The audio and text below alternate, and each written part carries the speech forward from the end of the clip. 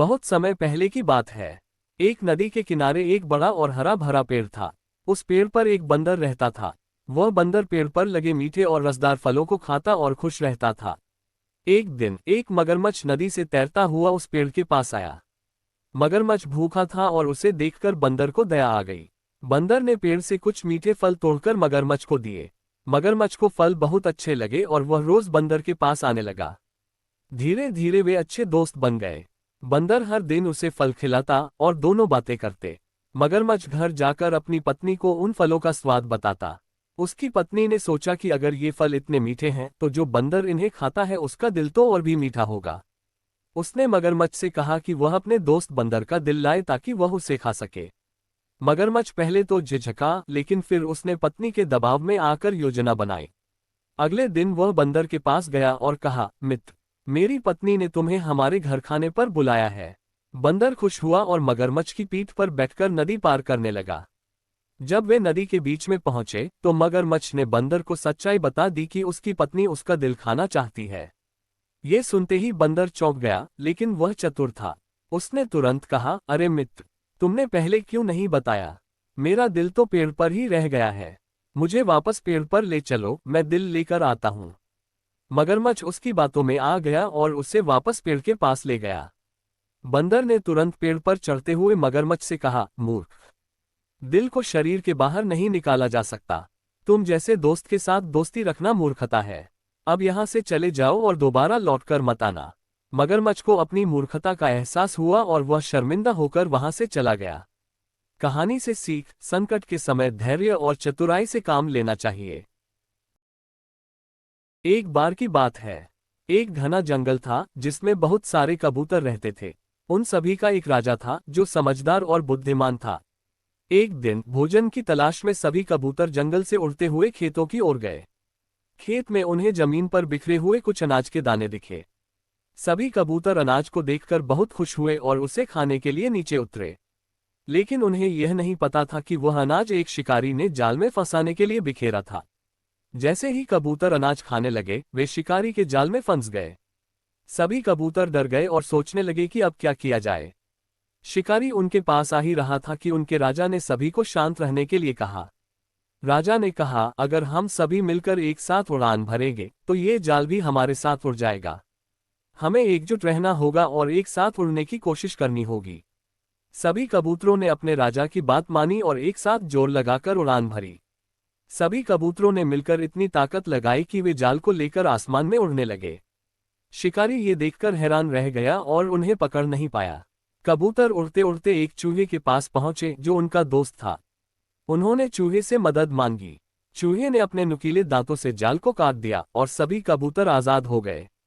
कहानी से सीख, एकता में बड़ी शक्ति होती है। मिलजुल कर काम करने से बड़ी मुश्किल को हल किया जा सकता है। एक समय की बात है, जंगल में एक बहुत ही चालाक और तेज तर्रार लोमड़ी रहती थी। वह अपनी चतुराई के कारण जंगल के सभी जानवरों के बीच जानी जाती थी। जंगल में एक शेर भी रहता था जो सभी जानवरों का राजा था। शेर अपनी ताकत और रौब के लिए प्रसिद्ध था, लेकिन वह धीरे धीरे बूढ़ा हो रहा था और उसकी ताकत भी कम हो रही थी। अब शिकार करना उसके लिए कठिन हो गया था, इसलिए उसे कुछ ऐसा करना था कि बिना मेहनत के उसे खाना मिलता रहे। एक दिन शेर ने सोचा, क्यों न मैं अपनी ताकत का इस्तेमाल कर किसी को अपने साथ जोड़ लूं जो मेरे लिए शिकार करके मुझे खाना ला सके। ये सोचकर उसने जंगल के जानवरों को बुलाने का मन बनाया। वह जोर से दहाड़ा और सभी जानवरों को अपने पास बुलाया। जानवर डर के मारे तुरंत शेर के पास पहुंचे। शेर ने सभी जानवरों से कहा, मुझे अब शिकार करने में परेशानी हो रही है। मैं बूढ़ा हो गया हूं और मुझे किसी की मदद चाहिए। तुम में से कोई मेरी मदद करने के लिए आगे आए। सभी जानवर एक दूसरे का चेहरा देखने लगे, क्योंकि किसी को भी शेर के साथ रहकर उसकी सेवा करना पसंद नहीं था। तभी लोमड़ी ने सोचा, अगर मैं शेर की सेवा करूं तो मुझे उसकी ताकत का लाभ मिल सकता है। कोई भी जानवर मुझे नुकसान नहीं पहुंचा पाएगा और मैं आसानी से भोजन पा सकती हूं। ये सोचकर लोमड़ी ने शेर के सामने प्रस्ताव रखा, महाराज, मैं आपकी मदद कर सकती हूं। मैं आपके लिए शिकार का इंतजाम करूंगी। शेर लोमड़ी की बात सुनकर खुश हो गया और उसे अपनी सहायक के रूप में स्वीकार कर लिया। लोमड़ी अब हर दिन शिकार का इंतजाम करने लगी और शेर को उसका भोजन मिल जाता। शेर को यह व्यवस्था बहुत पसंद आई। वह बिना किसी मेहनत के खाना पा रहा था और लोमड़ी को अपनी ताकत का सहारा भी मिल रहा था। कुछ समय बाद लोमड़ी को एहसास हुआ कि शेर उस पर पूरी तरह निर्भर हो चुका है। अब शेर बिना लोमड़ी के भोजन नहीं कर सकता था। धीरे धीरे लोमड़ी के मन में एक चाल चली। उसने सोचा, क्यों न मैं इस अवसर का फायदा उठाऊं और शेर को मूर्ख बनाकर खुद जंगल की रानी बन जाऊं। लोमड़ी ने शेर से कहा, महाराज, मैंने सुना है कि पास के गांव में कुछ लोग आपको चुनौती देना चाहते हैं। वे आपके बारे में बहुत अपमानजनक बातें कर रहे हैं। शेर यह सुनकर बहुत गुस्सा हुआ और उसने लोमड़ी से पूछा, कौन है वे लोग? मुझे बताओ, मैं तुरंत वहां जाऊंगा और उन्हें सबक सिखाऊंगा। लोमड़ी ने चालाकी से कहा, महाराज, वे बहुत चालाक हैं। वे खुले में आपके सामने नहीं आएंगे। मुझे एक योजना बनाने दीजिए जिससे हम उन्हें सबक सिखा सकें। शेर ने लोमड़ी की बात मान ली और योजना के बारे में सुनने लगा। लोमड़ी ने शेर को गांव के एक बड़े गड्ढे में फंसाने की योजना बनाई। उसने कहा, महाराज, अगर आप उस गड्ढे के पास जाएंगे और जोर से दहाड़ेंगे तो वे डर के मारे आपके सामने आ जाएंगे। शेर ने लोमड़ी की बात मानी और गड्ढे के पास गया। जैसे ही उसने जोर से दहाड़ा, उसका संतुलन बिगड़ गया और वह गड्ढे में गिर गया।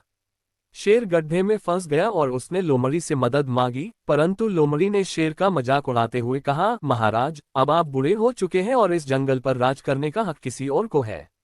अब मैं इस जंगल की रानी बनूंगी। ये कहकर लोमड़ी वहां से चली गई और शेर को गड्ढे में ही छोड़ दिया। इस तरह अपनी चतुराई और चालाकी से लोमड़ी ने शेर को मात दी और जंगल में अपना प्रभुत्व स्थापित किया। इस कहानी से हमें ये सीख मिलती है कि ताकत से ज्यादा बुद्धिमानी और चतुराई महत्वपूर्ण होती है। एक समय की बात है, एक घने जंगल के बीचों बीच एक सुंदर झील थी। उस झील में अनेक प्रकार के जल जंतु और पक्षी रहते थे। उसी झील में एक बत्तख भी रहती थी जिसका नाम चंपा था। चंपा बहुत सुंदर और चतुर थी, लेकिन उसकी एक बुरी आदत थी, वह बहुत लालची थी। उसके मन में हमेशा और अधिक पाने की इच्छा बनी रहती थी। चाहे जितना भी मिल जाए, वह कभी संतुष्ट नहीं होती थी। चंपा दिन भर झील में तैरती और अपना पेट भरने के लिए मछलियां और झील के आसपास उगने वाले छोटे छोटे पौधों को खाती। लेकिन उसकी यह लालच बढ़ती ही जा रही थी। वह चाहती थी कि उसके पास झील के सबसे अच्छे हिस्से हों और वहां से आने वाली सारी मछलियां केवल उसी की हों। अन्य पक्षियों और जीवों को वह अक्सर वहां से भगा देती थी ताकि वह अकेली ही वहां के सारे संसाधनों का आनंद ले सके। एक दिन झील में एक बूढ़ी कछुआ आई। उसने चंपा से पानी में तैरते हुए कहा, चंपा, क्या मैं यहाँ कुछ समय के लिए रह सकती हूँ? मेरी उम्र हो गई है और अब मैं ज्यादा दूर तक तैर नहीं सकती। ये झील बहुत शांत है और मुझे लगता है कि यहाँ कुछ दिनों तक आराम कर पाऊंगी। चंपा ने उसे ऊपर से नीचे तक देखा और सोचा, ये बूढ़ी कछुआ मेरी मछलियों को खा जाएगी और मेरा खाना कम हो जाएगा। नहीं, मैं इसे यहाँ रहने नहीं दूंगी। चंपा ने ठंडी आवाज में कहा, नहीं, ये जगह मेरी है। यहाँ तुम्हारे लिए कोई जगह नहीं है। जाओ, किसी और जगह ढूंढ लो। बूढ़ी कछुआ ने बहुत विनती की, लेकिन लालची चंपा ने उसे झील से भगा दिया। समय बीतता गया और चंपा का लालच बढ़ता ही गया। वह झील में रहने वाले दूसरे पक्षियों और जीवों को भी डराने लगी। कोई भी पक्षी या जानवर झील के पास आने से डरने लगा, क्योंकि चंपा उन्हें वहां से भगा देती थी। धीरे धीरे झील के पास की जगह सुनसान हो गई। सभी जीव जंतु दूसरी जगहों पर चले गए और चंपा अकेली रह गई। हालांकि अब झील पूरी तरह से चंपा की थी, लेकिन उसकी लालच और बढ़ गई थी। उसने सोचा, अगर झील के आसपास और भी खाने के स्रोत हो तो मुझे बाहर जाकर भोजन ढूंढने की जरूरत नहीं पड़ेगी।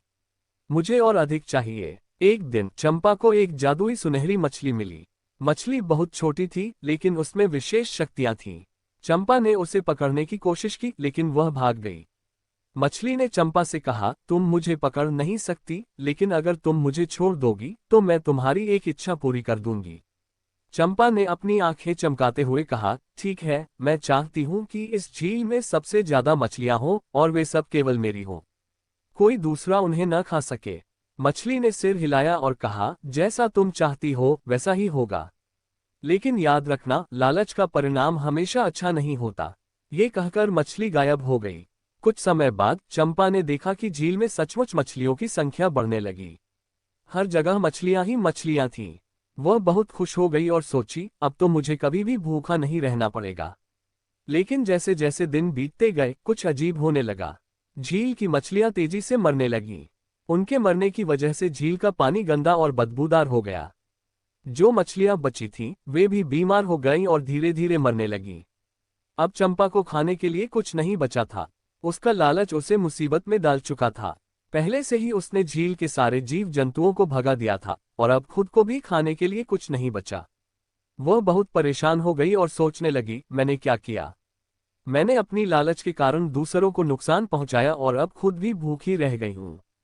कुछ दिनों बाद चंपा ने सोचा कि वह सुनहरी मछली से माफी मांगकर अपनी गलती सुधार सकती है।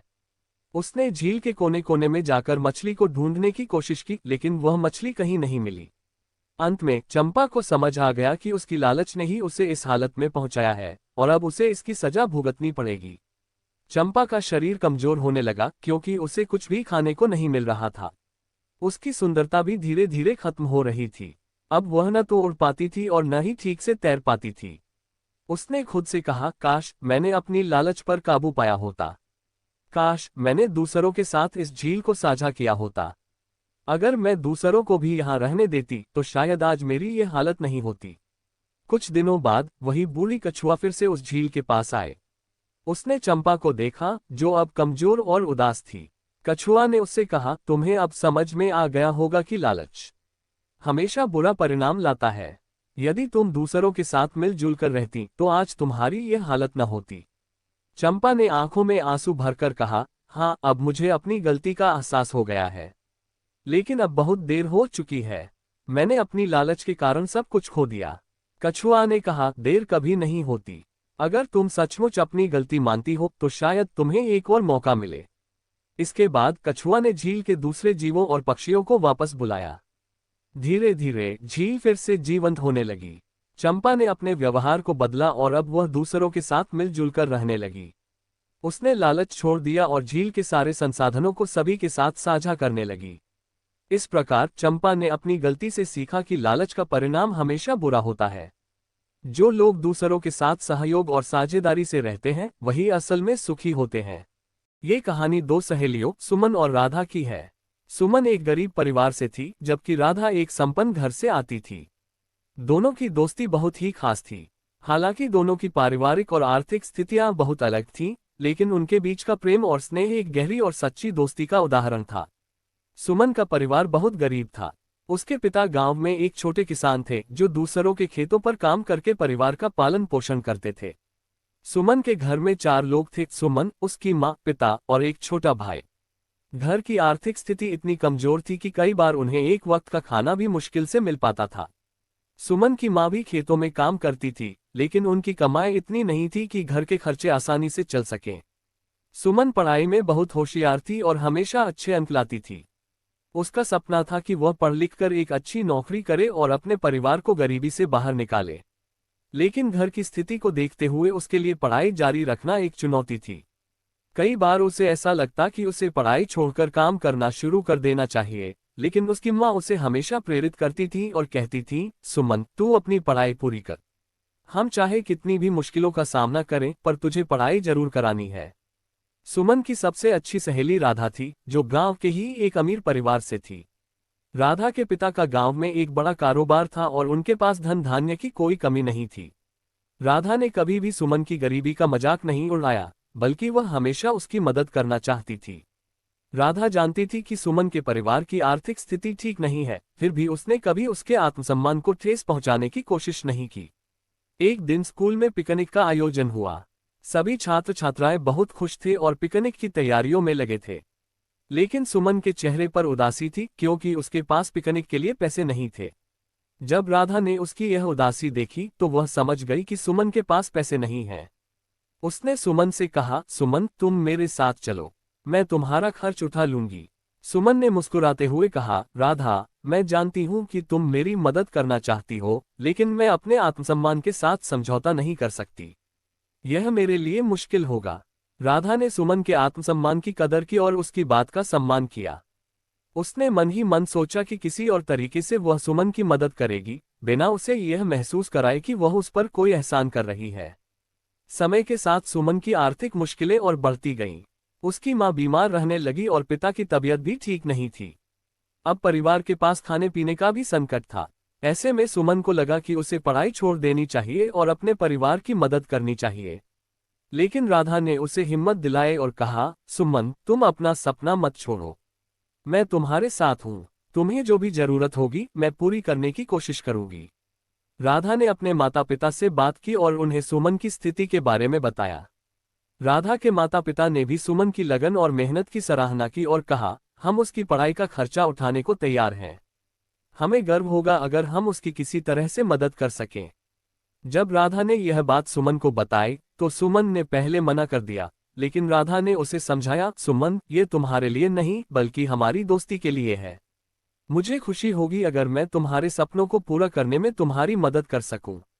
सुमन ने आखिरकार राधा की मदद को स्वीकार कर लिया। उसने सोचा कि यह मदद उसकी नहीं बल्कि उसके परिवार और उसके सपनों की है। राधा की मदद से सुमन ने अपनी पढ़ाई जारी रखी और हर साल अच्छे अंक लाती रही। धीरे धीरे सुमन ने कॉलेज की पढ़ाई पूरी कर ली और एक अच्छी नौकरी हासिल की। सुमन की कड़ी मेहनत और लगन रंग लाए। उसने अपने परिवार की आर्थिक स्थिति को सुधारने में महत्वपूर्ण भूमिका निभाई। उसकी नौकरी लगने के बाद वह अपने परिवार की हर जरूरत को पूरा करने लगी। उसने अपने माता पिता का इलाज कराया और अपने छोटे भाई को भी पढ़ाई के लिए प्रेरित किया। सुमन ने अपनी सफलता का श्रेय राधा को दिया और कहा, राधा, अगर तुमने मुझे उस समय सहारा नहीं दिया होता तो शायद मैं अपने सपनों को पूरा नहीं कर पाती। तुमने मेरी आत्मसम्मान का भी ध्यान रखा और मेरी मदद की। तुम्हारी ये दोस्ती मेरे लिए अनमोल है। राधा ने मुस्कुराते हुए कहा, सुमन, ये सब मैंने अपनी दोस्ती के लिए किया। सच्ची दोस्ती वही होती है जो एक दूसरे का सम्मान करे और बिना किसी शर्त के एक दूसरे की मदद करे। मुझे गर्व है कि तुम मेरी सहेली हो। इस कहानी से यह सीख मिलती है कि सच्ची दोस्ती में न तो अमीरी गरीबी का फर्क होता है और न ही किसी तरह का स्वार्थ। दोस्ती का मतलब होता है कि एक दूसरे के आत्मसम्मान का ध्यान रखना और बिना किसी स्वार्थ के एक दूसरे की मदद करना। सुमन और राधा की दोस्ती ने ये साबित कर दिया कि यदि दोस्त सच्चे हों तो वे जीवन के किसी भी संघर्ष को जीत सकते हैं। सुमन और राधा की यह कहानी हमें ये भी सिखाती है कि अगर हम सच्चे दिल से मेहनत करें और अपने सपनों के प्रति ईमानदार रहें तो किसी भी कठिनाई को पार कर सकते हैं। बहुत समय पहले की बात है। एक छोटे से गांव में एक गरीब किसान जिसका नाम गोपाल था, अपनी पत्नी और 2 बच्चों के साथ रहता था। गोपाल बहुत ही मेहनती था, लेकिन किस्मत हमेशा उसके साथ नहीं देती थी। उसके पास एक छोटा सा खेत था जिसमें वह दिन रात मेहनत करता, परंतु फिर भी उसे अच्छी फसल नहीं मिलती थी। वह कई बार सोचता कि कैसे अपनी गरीबी को दूर कर सके, परंतु उसे कोई उपाय नहीं सूझता था। एक दिन गोपाल अपने खेत में काम कर रहा था, तभी उसे खेत के कोने में एक चमकती हुई चीज दिखाई दी। गोपाल उत्सुकता से उस ओर बढ़ा और जब उसने पास जाकर देखा तो वह एक पुरानी और सुंदर मिट्टी का बर्तन थी। मटके पर कुछ अजीब सी नक्काशी थी जो सामान्य नहीं लग रही थी। गोपाल ने सोचा कि यह कोई साधारण मटका नहीं हो सकता, इसलिए उसने उसे घर ले जाने का फैसला किया। जब वह मटके को घर लाया तो उसकी पत्नी ने भी उसे देखकर आश्चर्य व्यक्त किया। उन्होंने मटके को अच्छे से साफ किया और उसे घर के एक कोने में रख दिया। रात को जब सब सो रहे थे तो गोपाल के सपने में एक देवता आए और बोले, यह मटका साधारण नहीं है, यह एक जादुई मटका है। इसमें तुम जो भी डालोगे वह सोने में बदल जाएगा, पर याद रखना, इस मटके का इस्तेमाल केवल जरूरत के समय ही करना। लालच में आकर इसका दुरुपयोग मत करना। सुबह जब गोपाल जागा तो उसने सोचा कि यह सिर्फ एक सपना था, लेकिन फिर उसने मटके की ओर देखा और उसे याद आया कि देवता ने क्या कहा था। उसने सोचा कि क्यों न इसे आजमा कर देखा जाए। उसने मटके में कुछ पुराने सिक्के डाले और चमत्कारिक रूप से वे सोने के सिक्कों में बदल गए। गोपाल की खुशी का ठिकाना नहीं रहा। अब गोपाल और उसका परिवार धीरे धीरे अपनी गरीबी से बाहर आने लगे। वे मटके का उपयोग केवल जरूरत के समय करते थे, जैसे कि बच्चों की पढ़ाई के लिए, खेती के लिए अच्छे बीज खरीदने के लिए और गांव के लोगों की मदद करने के लिए। गोपाल ने कभी भी इस मटके का दुरुपयोग नहीं किया और उसकी इस ईमानदारी ने उसे और भी सफल बनाया। गांव के लोग गोपाल की नई समृद्धि को देखकर चकित थे, लेकिन गोपाल ने कभी किसी को इस जादुई मटके के बारे में नहीं बताया। वह जानता था कि अगर इस मटके का रहस्य खुल गया तो लोग लालच में आकर एक दूसरे को नुकसान पहुंचा सकते हैं। समय बीतता गया और गोपाल का परिवार सुखी और संपन्न हो गया। उन्होंने अपनी संपत्ति का एक हिस्सा गांव के विकास के लिए भी खर्च किया। गांव में स्कूल, अस्पताल और सड़कें बनवाई, जिससे सभी ग्रामीणों का जीवन भी बेहतर हो गया। इस तरह गोपाल और उसका परिवार अपनी ईमानदारी और समझदारी के कारण एक सुखी जीवन जीने लगे। जादू हिम्मत का उनके लिए सिर्फ एक साधन था, असली ताकत तो उनके अंदर की अच्छाई और समझदारी में थी। इस कहानी से हमें ये सीखने को मिलता है कि शक्ति और संपत्ति का सही उपयोग ही हमें सच्ची खुशी और संतोष दे सकता है। साथ ही ईमानदारी और दूसरों की भलाई के लिए काम करना ही जीवन का असली उद्देश्य होना चाहिए। श्यामगढ़ के जंगलों में अक्सर एक भेड़िए की कहानी सुनाई जाती थी जो रात को लोगों पर हमला करता और उन्हें कभी लौटने नहीं देता था। गांव के बड़े बुजुर्ग और बचपन से वहां बसने वाले लोग कहते थे कि ये भेड़िया ना सामान्य जानवर है और ना ही एक आम इंसान। कहते हैं उसमें दोनों की शक्तियां हैं और वो रात के अंधेरन में एक शहर से दूसरे शहर जाके लोगों को अपना शिकार बनाता है। एक दिन गांव में एक नए परिवार का आगमन हुआ, एक जवान नौजवान राम और उसका छोटा भाई राजू। उन्होंने सुना था कि इस गांव में जमीन सस्ती है और यहां उन्हें शांति मिलेगी। पर गांव वालों ने उन्हें भेड़िए के बारे में चेतावनी दी। उन्होंने इसे सिर्फ एक कहानी समझ के नजरअंदाज कर दिया और अपने नए घर में शांतिपूर्वक रहने लगे। राम का भाई राजू एक दिन रात के वक्त एक टेढ़ी गली में से गुजर रहा था। गांव में अकेला चलने का डर भी हर किसी को था, पर राजू ने सबको आसान हाय लिया। तभी उसने एक अजीब सी घटना महसूस की और देखा कि एक काला भेड़िया उसके पीछे छुपके आ रहा था। भेड़िए के आंखों में एक अजीब सी चमक थी और उसकी चलत बिल्कुल इंसानों जैसे थी। राजू ने तेज दौड़ लगाई, पर वो भेड़िया भी इंसानों की तरह हाय दौड़ता रहा और अंत में राजू अपने भाई के घर तक लौट आया। राम को जब ये सब बात पता चली तो उसने फैसला किया कि वो उस भेड़िए का पीछा करेगा और उसका सामना करेगा। रात को राम और उसका दोस्त मोहन दोनों तैयार लेकर जंगलों में गए। जैसे हाईवे गए हुए टप्पू में पहुंचे, उन्होंने देखा कि वो भेड़िया एक इंसान का रूप धारण करके उनके सामने आके खड़ा हो गया। उस भेड़िए ने कहा, तुम मुझे नहीं रोक सकते, ये मेरे बदले का युग है जो हर 20 साल में लौट के आता है। राम और मोहन का दिल कांप उठा, पर वे हिम्मत करके उस भेड़िए का सामना करने के लिए तैयार हो गए। भेड़िए और उन दोनों के बीच एक भयानक युद्ध चला। भेड़िए के पास अलौकिक शक्तियां थी जो उसने अपने एक श्रापित जीवन में पाई थी, और वो किसी भी इंसान को अपनी दहशत में ले सकता था। राम और मोहन ने अपने प्यो बाल और बुद्धि से उसका सामना किया और कुछ घंटों के बाद वे सफल हुए। उस रात के बाद उस गांव में कभी किसी भेड़िए का डर नहीं रहा और लोग एक नए सफर की शुरुआत करने लगे। बहुत समय पहले की बात है, एक छोटे से गांव में एक गरीब आदमी रहता था जिसका नाम रामू था। रामू के पास बहुत कम पैसे थे और वह अपनी छोटी सी दुकान में चाट और डोसे बेचकर अपनी रोजी रोटी कमाता था। उसका खाना स्वादिष्ट तो था, लेकिन ग्राहक बहुत कम आते थे क्योंकि आसपास बहुत सारी दुकानें थीं। रामू को अक्सर चिंता होती कि वह कैसे अपने परिवार का पालन पोषण करेगा। एक दिन रामू सामान लाने के लिए शहर जा रहा था। रास्ते में उसे बहुत जोर की भूख लगी, लेकिन उसके पास कुछ खाने को नहीं था। तभी वह एक बड़े पीपल के पेड़ के नीचे बैठ गया। तभी अचानक एक बूढ़ा आदमी उसके पास आया और बोला, बेटा, मुझे बहुत भूख लगी है, क्या तुम मुझे कुछ खाने को दे सकते हो? रामू के पास कुछ नहीं था, लेकिन उसने बूढ़े आदमी से कहा, बाबा, मेरे पास अभी कुछ भी नहीं है, लेकिन आप मेरे घर आइए, मैं आपको अपने हाथों से बना डोसा और चाट खिलाऊंगा। बूढ़ा आदमी मुस्कुराया और बोला, तुम बहुत अच्छे इंसान हो, मैं तुम्हें एक वरदान देना चाहता हूँ। यह एक जादुई तवा है। जब तुम इस पर डोसा या चाट बनाओगे तो ये कभी खत्म नहीं होंगे। जितने भी लोग आएंगे उन्हें हमेशा ताज़ा खाना मिलेगा। रामू ने बाबा को धन्यवाद दिया और वह तवा लेकर अपने घर लौट आया। उसे समझ नहीं आ रहा था कि यह जादू कैसे काम करेगा, लेकिन उसने बाबा की बात मानने का निश्चय किया। अगले दिन रामू ने अपनी दुकान खोली और जादुई तवे पर डोसा और चाट बनाना शुरू किया। उसने देखा कि तवा सच में जादुई था। जितनी बार वह डोसे बनाता, तवा से और भी डोसे तैयार हो जाते। ग्राहक भी इसे देखकर हैरान रह गए और उसकी दुकान पर भीड़ बढ़ने लगी। अब रामू की दुकान पर इतनी भीड़ होती कि उसके पास संभालना मुश्किल हो जाता, लेकिन उसका जादुई तवा कभी भी उसे धोखा नहीं देता था। ग्राहकों को हमेशा ताज़ा और स्वादिष्ट चाट और डोसे मिलते थे। उसकी दुकान पूरे गांव में मशहूर हो गई और लोग दूर दूर से वहां आने लगे। रामू की दुकान इतनी मशहूर हो गई कि दूसरे चाट और डोसे बेचने वाले दुकानदार उससे जलने लगे। उनका काम घटने लगा और वे समझ नहीं पा रहे थे कि रामू की दुकान इतनी सफल कैसे हो गई।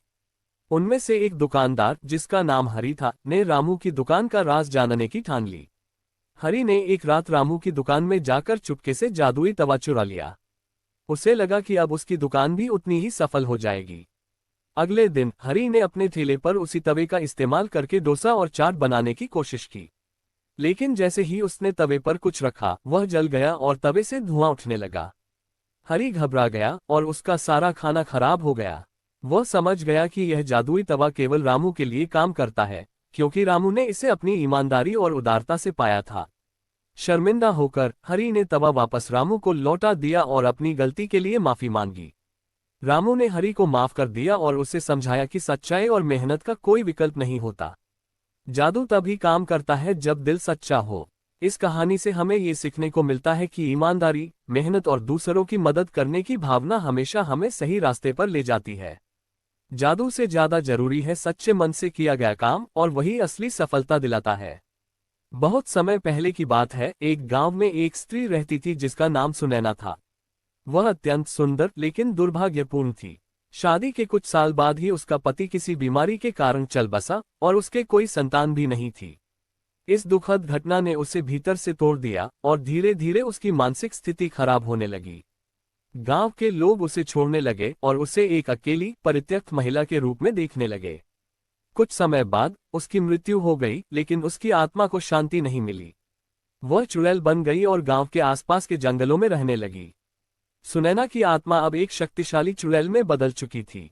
वह रात के समय गांव में आतंक फैलाने लगी। लोग डर के मारे रात को घर से बाहर नहीं निकलते थे। गांव के कई लोग उसके गुस्से का शिकार बने। ऐसा कहा जाता था कि वह अपने पति की मृत्यु का बदला ले रही थी और जो भी उससे छेड़ता था उसे वह मार डालती थी। हालांकि चुड़ैल के रूप में भी सुनैना के मन में एक चीज शुद्ध और पवित्र थी, उसकी भगवान शिव के प्रति अटूट भक्ति। जब वह जीवित थी वह शिव भक्त थी और प्रतिदिन भगवान शिव की पूजा किया करती थी। यही भक्ति उसे चुड़ैल बनने के बाद भी जीवित रखे हुए थी। हर सोमवार वह शिवलिंग के पास जाकर जल चढ़ाती थी और भगवान शिव से अपनी आत्मा की मुक्ति के लिए प्रार्थना करती थी। उसे विश्वास था कि केवल भगवान शिव ही उसे इस श्राप से मुक्त कर सकते हैं। चुड़ैल की शिव भक्ति इतनी प्रबल थी कि भगवान शिव स्वयं उसकी भक्ति से प्रसन्न हो गए। एक दिन जब वह शिवलिंग के पास जल चढ़ा रही थी, भगवान शिव ने उसे दर्शन दिए। उन्होंने उससे पूछा, हे भक्त, तुम इतनी कष्ट में क्यों हो? तुम्हारी आत्मा को शांति क्यों नहीं मिल रही? चुड़ैल ने रोते हुए कहा, भगवान, मैंने अपने जीवन में बहुत दुख और कष्ट झेले हैं। मेरी मृत्यु के बाद भी मेरी आत्मा को शांति नहीं मिली। मैं अब चुड़ैल बनकर इस संसार में भटक रही हूँ, लेकिन मुझे इस जीवन से मुक्ति चाहिए। मेरी एक ही इच्छा है कि मैं आपकी शरण में आऊं और इस भटकन से मुक्त हो जाऊं। भगवान शिव उसकी सच्ची भक्ति से प्रभावित हुए। उन्होंने कहा, हे पुत्री, तुमने अपनी भक्ति और समर्पण से मुझे प्रसन्न किया है। मैं तुम्हें आशीर्वाद देता हूं कि तुम्हारी आत्मा को अब शांति प्राप्त होगी। तुम अब इस चुड़ैल रूप से मुक्त होकर मोक्ष प्राप्त करोगी। ये कहकर भगवान शिव ने उसे अपनी कृपा से मोक्ष प्रदान किया। सुनैना की आत्मा को शांति मिली और वह भगवान शिव की शरण में चली गई। इस कहानी से यह शिक्षा मिलती है कि सच्ची भक्ति और समर्पण से किसी भी कष्ट से मुक्ति मिल सकती है। भगवान शिव अपने भक्तों की सच्ची भक्ति को कभी व्यर्थ नहीं जाने देते। चाहे जीवन में कितने ही कष्ट क्यों न हो, यदि व्यक्ति भगवान के प्रति श्रद्धा और विश्वास बनाए रखे तो उसे मोक्ष और शांति प्राप्त होती है। बहुत समय पहले की बात है, एक छोटे से गांव में मोहन नाम का एक गरीब किसान रहता था। मोहन का जीवन बेहद कठिनाइयों भरा था, लेकिन वह एक ईमानदार और मेहनती व्यक्ति था। वह अपने छोटे से घर में अपनी पत्नी सीता और 2 बच्चों के साथ रहता था। मोहन के पास जमीन का एक छोटा टुकड़ा था जिसे वह बड़ी मेहनत से जोतता और बोता था। परंतु मौसम की मार और साधनों की कमी के कारण उसकी फसल उतनी अच्छी नहीं होती थी कि उससे पूरे साल भर का गुजारा हो सके। गांव के लोग मोहन को गरीब तो मानते थे, पर उसके विनम्र स्वभाव और मददगार प्रवृत्ति के कारण उसका गांव में आदर भी था। मोहन ने कभी किसी से मदद नहीं मांगी, चाहे उसका घर कितना ही टूटा फूटा क्यों न हो। वह हमेशा ईमानदारी और स्वाभिमान से अपनी जिंदगी जीता रहा। उसकी पत्नी सीता भी एक समर्पित और धैर्यवान महिला थी, जो घर की सारी जिम्मेदारियां अपने कंधों पर संभालती थी। उनके पास भोजन भी सीमित था, फिर भी दोनों पति पत्नी अपने बच्चों की अच्छी परवरिश करने का प्रयास करते थे। एक दिन अचानक मोहन के घर में एक अनजान मेहमान आ पहुंचा। वह एक धनी व्यापारी था जो व्यापार के सिलसिले में उस गांव से गुजर रहा था।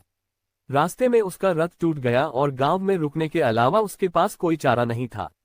जब उसने गांव वालों से पूछा कि वह कहाँ ठहर सकता है, तो किसी ने बताया कि मोहन का घर सबसे पास है और वह उसे अपने घर में ठहरा सकता है। व्यापारी ने पहले सोचा कि वह किसी धनी व्यक्ति के घर रुके, पर गांव में और कोई ठिकाना न मिलने के कारण वह मोहन के घर की ओर चल पड़ा। मोहन उस समय खेत से घर लौट रहा था। जैसे ही उसने देखा कि उसके घर के सामने एक अजनबी खड़ा है, उसने तुरंत अपने साधारण से कपड़े ठीक किए और विनम्रता से उस अजनबी से पूछा, आप कौन हैं और यहाँ किस लिए आए हैं? व्यापारी ने अपनी परिस्थिति बताई और कहा, मुझे रात भर के लिए ठहरने की जगह चाहिए। मोहन ने तुरंत उसे अपने घर में ठहरने के लिए आमंत्रित किया। उसकी पत्नी सीता ने भी तुरंत घर के अंदर व्यवस्था कर दी। लेकिन एक दिक्कत थी, घर में खाने के लिए कुछ भी नहीं था। मोहन और उसकी पत्नी ने आपस में विचार किया कि मेहमान की आवभगत कैसे की जाए। घर में जो थोड़ा बहुत अनाज बचा था, उससे ही उन्होंने खाना बनाने का निश्चय किया। सीता ने जल्दी से थोड़ा आटा और कुछ सब्जियां इकट्ठा की और रोटी और आलू की साधारण सब्जी तैयार की। जब रात का भोजन तैयार हुआ तो मोहन ने व्यापारी से विनम्रता से कहा, ये हमारे घर का साधारण खाना है, आशा है कि आप इसे स्वीकार करेंगे। हमारे पास बहुत साधन नहीं है, लेकिन जो भी है वह आपके साथ साझा करने के लिए हमारे पास है। व्यापारी ने मुस्कुराते हुए कहा, आपकी मेहमाननवाजी मेरे लिए बहुत महत्वपूर्ण है। मैं आपके इस सादे भोजन को बड़े प्रेम से खाऊंगा। जब व्यापारी ने खाना चखा तो उसे महसूस हुआ कि यह खाना साधारण जरूर था, लेकिन उसमें जो प्रेम और सत्कार था वह किसी महंगे भोज से कहीं बढ़कर था। व्यापारी ने कहा, मैंने अपने जीवन में कई शानदार भोज खाए हैं, पर आज का ये भोजन मेरे दिल को छू गया है। आप लोगों की सादगी और प्रेम मुझे बहुत प्रभावित कर रहा है। रात को व्यापारी को मोहन के घर में विश्राम मिला और सुबह उसने मोहन से कहा, मैं आपको इस आतिथ्य के लिए कुछ धन देना चाहता हूँ। ये सुनकर मोहन थोड़ा असमंजस में पड़ गया। उसने कहा, हमने आपको प्रेम से घर बुलाया है, धन के लिए नहीं। हमारा कर्तव्य था कि हम अपने घर आए मेहमान का सत्कार करें। व्यापारी ने मोहन के उत्तर को सुनकर उसकी ईमानदारी और स्वाभिमान की बहुत प्रशंसा की। वह समझ गया कि मोहन के पास भले ही धन न हो, लेकिन उसका दिल बहुत बड़ा है। उसने कहा, मैं आपकी भावनाओं की कद्र करता हूँ, पर मैं भी आपकी मदद करना चाहता हूँ। अगर आप मेरी मदद स्वीकार करेंगे तो मैं आपको कुछ ऐसा देना चाहूंगा जिससे आप अपने जीवन को बेहतर बना सकें। मोहन ने संकोच करते हुए कहा, यदि आपकी मंशा हमें मदद करने की है तो मैं इसे आशीर्वाद मानकर स्वीकार करूंगा, लेकिन कृपया हमें इतना ही दें जितना हमारी आवश्यकता है। व्यापारी ने गांव के मुखिया से बात की और मोहन को कुछ जमीन और खेती के उपकरण दिलवाए, जिससे वह अपने खेतों में बेहतर फसल उगा सके। इसके अलावा उसने मोहन के बच्चों की शिक्षा का खर्च भी उठाने का वादा किया। मोहन और उसकी पत्नी ने उसे दिल से धन्यवाद दिया और अपने बच्चों की ओर देखा, जिनके भविष्य के लिए अब आशा की एक नई किरण दिखने लगी थी। इस प्रकार एक गरीब किसान के घर आए मेहमान ने उसकी पूरी जिंदगी बदल दी। मोहन ने ईमानदारी, परिश्रम और प्रेम के साथ अपना जीवन जिया और उसका परिवार अब सुखी और समृद्ध हो गया। गांव के लोग भी मोहन की किस्मत से बहुत प्रभावित हुए और उसके मेहमान नवाजी के किस्से दूर दूर तक फैल गए। ये कहानी हमें सिखाती है कि जीवन में धन से बढ़कर इंसान का चरित्र होता है। गरीब होते हुए भी मोहन और उसकी पत्नी ने अपने कर्तव्य और प्रेम को सबसे ऊपर रखा। उनके इस स्वाभिमान और आत्मसम्मान ने न केवल उन्हें सम्मान दिलाया, बल्कि उनका जीवन भी बदल दिया। इस प्रकार गरीब का घर भले ही छोटा हो, पर उसका दिल बड़ा होता है, और सच्चे प्रेम और सम्मान से बड़ा कोई धन नहीं होता। बहुत समय पहले की बात है, एक छोटे से गांव में एक गरीब आदमी रहता था जिसका नाम रामू था। रामू के पास बहुत कम पैसे थे और वह अपनी छोटी सी दुकान में चाट और डोसे बेचकर अपनी रोजी रोटी कमाता था। उसका खाना स्वादिष्ट तो था, लेकिन ग्राहक बहुत कम आते थे क्योंकि आसपास बहुत सारी दुकानें थीं। रामू को अक्सर चिंता होती कि वह कैसे अपने परिवार का पालन पोषण करेगा। एक दिन रामू सामान लाने के लिए शहर जा रहा था। रास्ते में उसे बहुत जोर की भूख लगी, लेकिन उसके पास कुछ खाने को नहीं था। तभी वह एक बड़े पीपल के पेड़ के नीचे बैठ गया। तभी अचानक एक बूढ़ा आदमी उसके पास आया और बोला, बेटा, मुझे बहुत भूख लगी है, क्या तुम मुझे कुछ खाने को दे सकते हो? रामू के पास कुछ नहीं था, लेकिन उसने बूढ़े आदमी से कहा, बाबा, मेरे पास अभी कुछ भी नहीं है, लेकिन आप मेरे घर आइए, मैं आपको अपने हाथों से बना डोसा और चाट खिलाऊंगा। बूढ़ा आदमी मुस्कुराया और बोला, तुम बहुत अच्छे इंसान हो, मैं तुम्हें एक वरदान देना चाहता हूँ। यह एक जादुई तवा है। जब तुम इस पर डोसा या चाट बनाओगे तो ये कभी खत्म नहीं होंगे। जितने भी लोग आएंगे उन्हें हमेशा ताज़ा खाना मिलेगा। रामू ने बाबा को धन्यवाद दिया और वह तवा लेकर अपने घर लौट आया। उसे समझ नहीं आ रहा था कि यह जादू कैसे काम करेगा, लेकिन उसने बाबा की बात मानने का निश्चय किया। अगले दिन रामू ने अपनी दुकान खोली और जादुई तवे पर डोसा और चाट बनाना शुरू किया। उसने देखा कि तवा सच में जादुई था। जितनी बार वह डोसे बनाता, तवा से और भी डोसे तैयार हो जाते। ग्राहक भी इसे देखकर हैरान रह गए और उसकी दुकान पर भीड़ बढ़ने लगी। अब रामू की दुकान पर इतनी भीड़ होती कि उसके पास संभालना मुश्किल हो जाता। लेकिन उसका जादुई तवा कभी भी उसे धोखा नहीं देता था।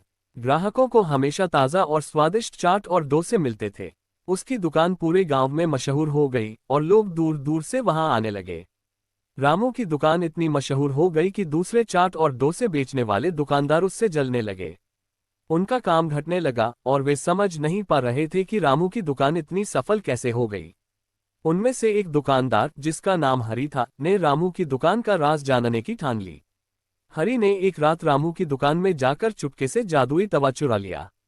उसे लगा कि अब उसकी दुकान भी उतनी ही सफल हो जाएगी। अगले दिन हरी ने अपने ठेले पर उसी तवे का इस्तेमाल करके डोसा और चाट बनाने की कोशिश की। लेकिन जैसे ही उसने तवे पर कुछ रखा, वह जल गया और तवे से धुआं उठने लगा। हरी घबरा गया और उसका सारा खाना खराब हो गया। वह समझ गया कि यह जादुई तवा केवल रामू के लिए काम करता है, क्योंकि रामू ने इसे अपनी ईमानदारी और उदारता से पाया था। शर्मिंदा होकर हरी ने तवा वापस रामू को लौटा दिया और अपनी गलती के लिए माफी मांगी। रामू ने हरी को माफ कर दिया और उसे समझाया कि सच्चाई और मेहनत का कोई विकल्प नहीं होता। जादू तभी काम करता है जब दिल सच्चा हो। इस कहानी से हमें ये सीखने को मिलता है कि ईमानदारी, मेहनत और दूसरों की मदद करने की भावना हमेशा हमें सही रास्ते पर ले जाती है। जादू से ज्यादा जरूरी है सच्चे मन से किया गया काम, और वही असली सफलता दिलाता है। बहुत समय पहले की बात है। एक गांव में एक स्त्री रहती थी जिसका नाम सुनैना था। वह अत्यंत सुंदर लेकिन दुर्भाग्यपूर्ण थी। शादी के कुछ साल बाद ही उसका पति किसी बीमारी के कारण चल बसा और उसके कोई संतान भी नहीं थी। इस दुखद घटना ने उसे भीतर से तोड़ दिया और धीरे धीरे उसकी मानसिक स्थिति खराब होने लगी। गांव के लोग उसे छोड़ने लगे और उसे एक अकेली, परित्यक्त महिला के रूप में देखने लगे। कुछ समय बाद उसकी मृत्यु हो गई, लेकिन उसकी आत्मा को शांति नहीं मिली। वह चुड़ैल बन गई और गांव के आसपास के जंगलों में रहने लगी। सुनैना की आत्मा अब एक शक्तिशाली चुड़ैल में बदल चुकी थी। वह रात के समय गांव में आतंक फैलाने लगी। लोग डर के मारे रात को घर से बाहर नहीं निकलते थे। गांव के कई लोग उसके गुस्से का शिकार बने। ऐसा कहा जाता था कि वह अपने पति की मृत्यु का बदला ले रही थी और जो भी उससे छेड़ता था उसे वह मार डालती थी। हालांकि चुड़ैल के रूप में भी सुनैना के मन में एक चीज शुद्ध और पवित्र थी, उसकी भगवान शिव के प्रति अटूट भक्ति। जब वह जीवित थी, वह शिव भक्त थी और प्रतिदिन भगवान शिव की पूजा किया करती थी। यही भक्ति उसे चुड़ैल बनने के बाद भी जीवित रखे हुए थी। हर सोमवार वह शिवलिंग के पास जाकर जल चढ़ाती थी और भगवान शिव से अपनी आत्मा की मुक्ति के लिए प्रार्थना करती थी।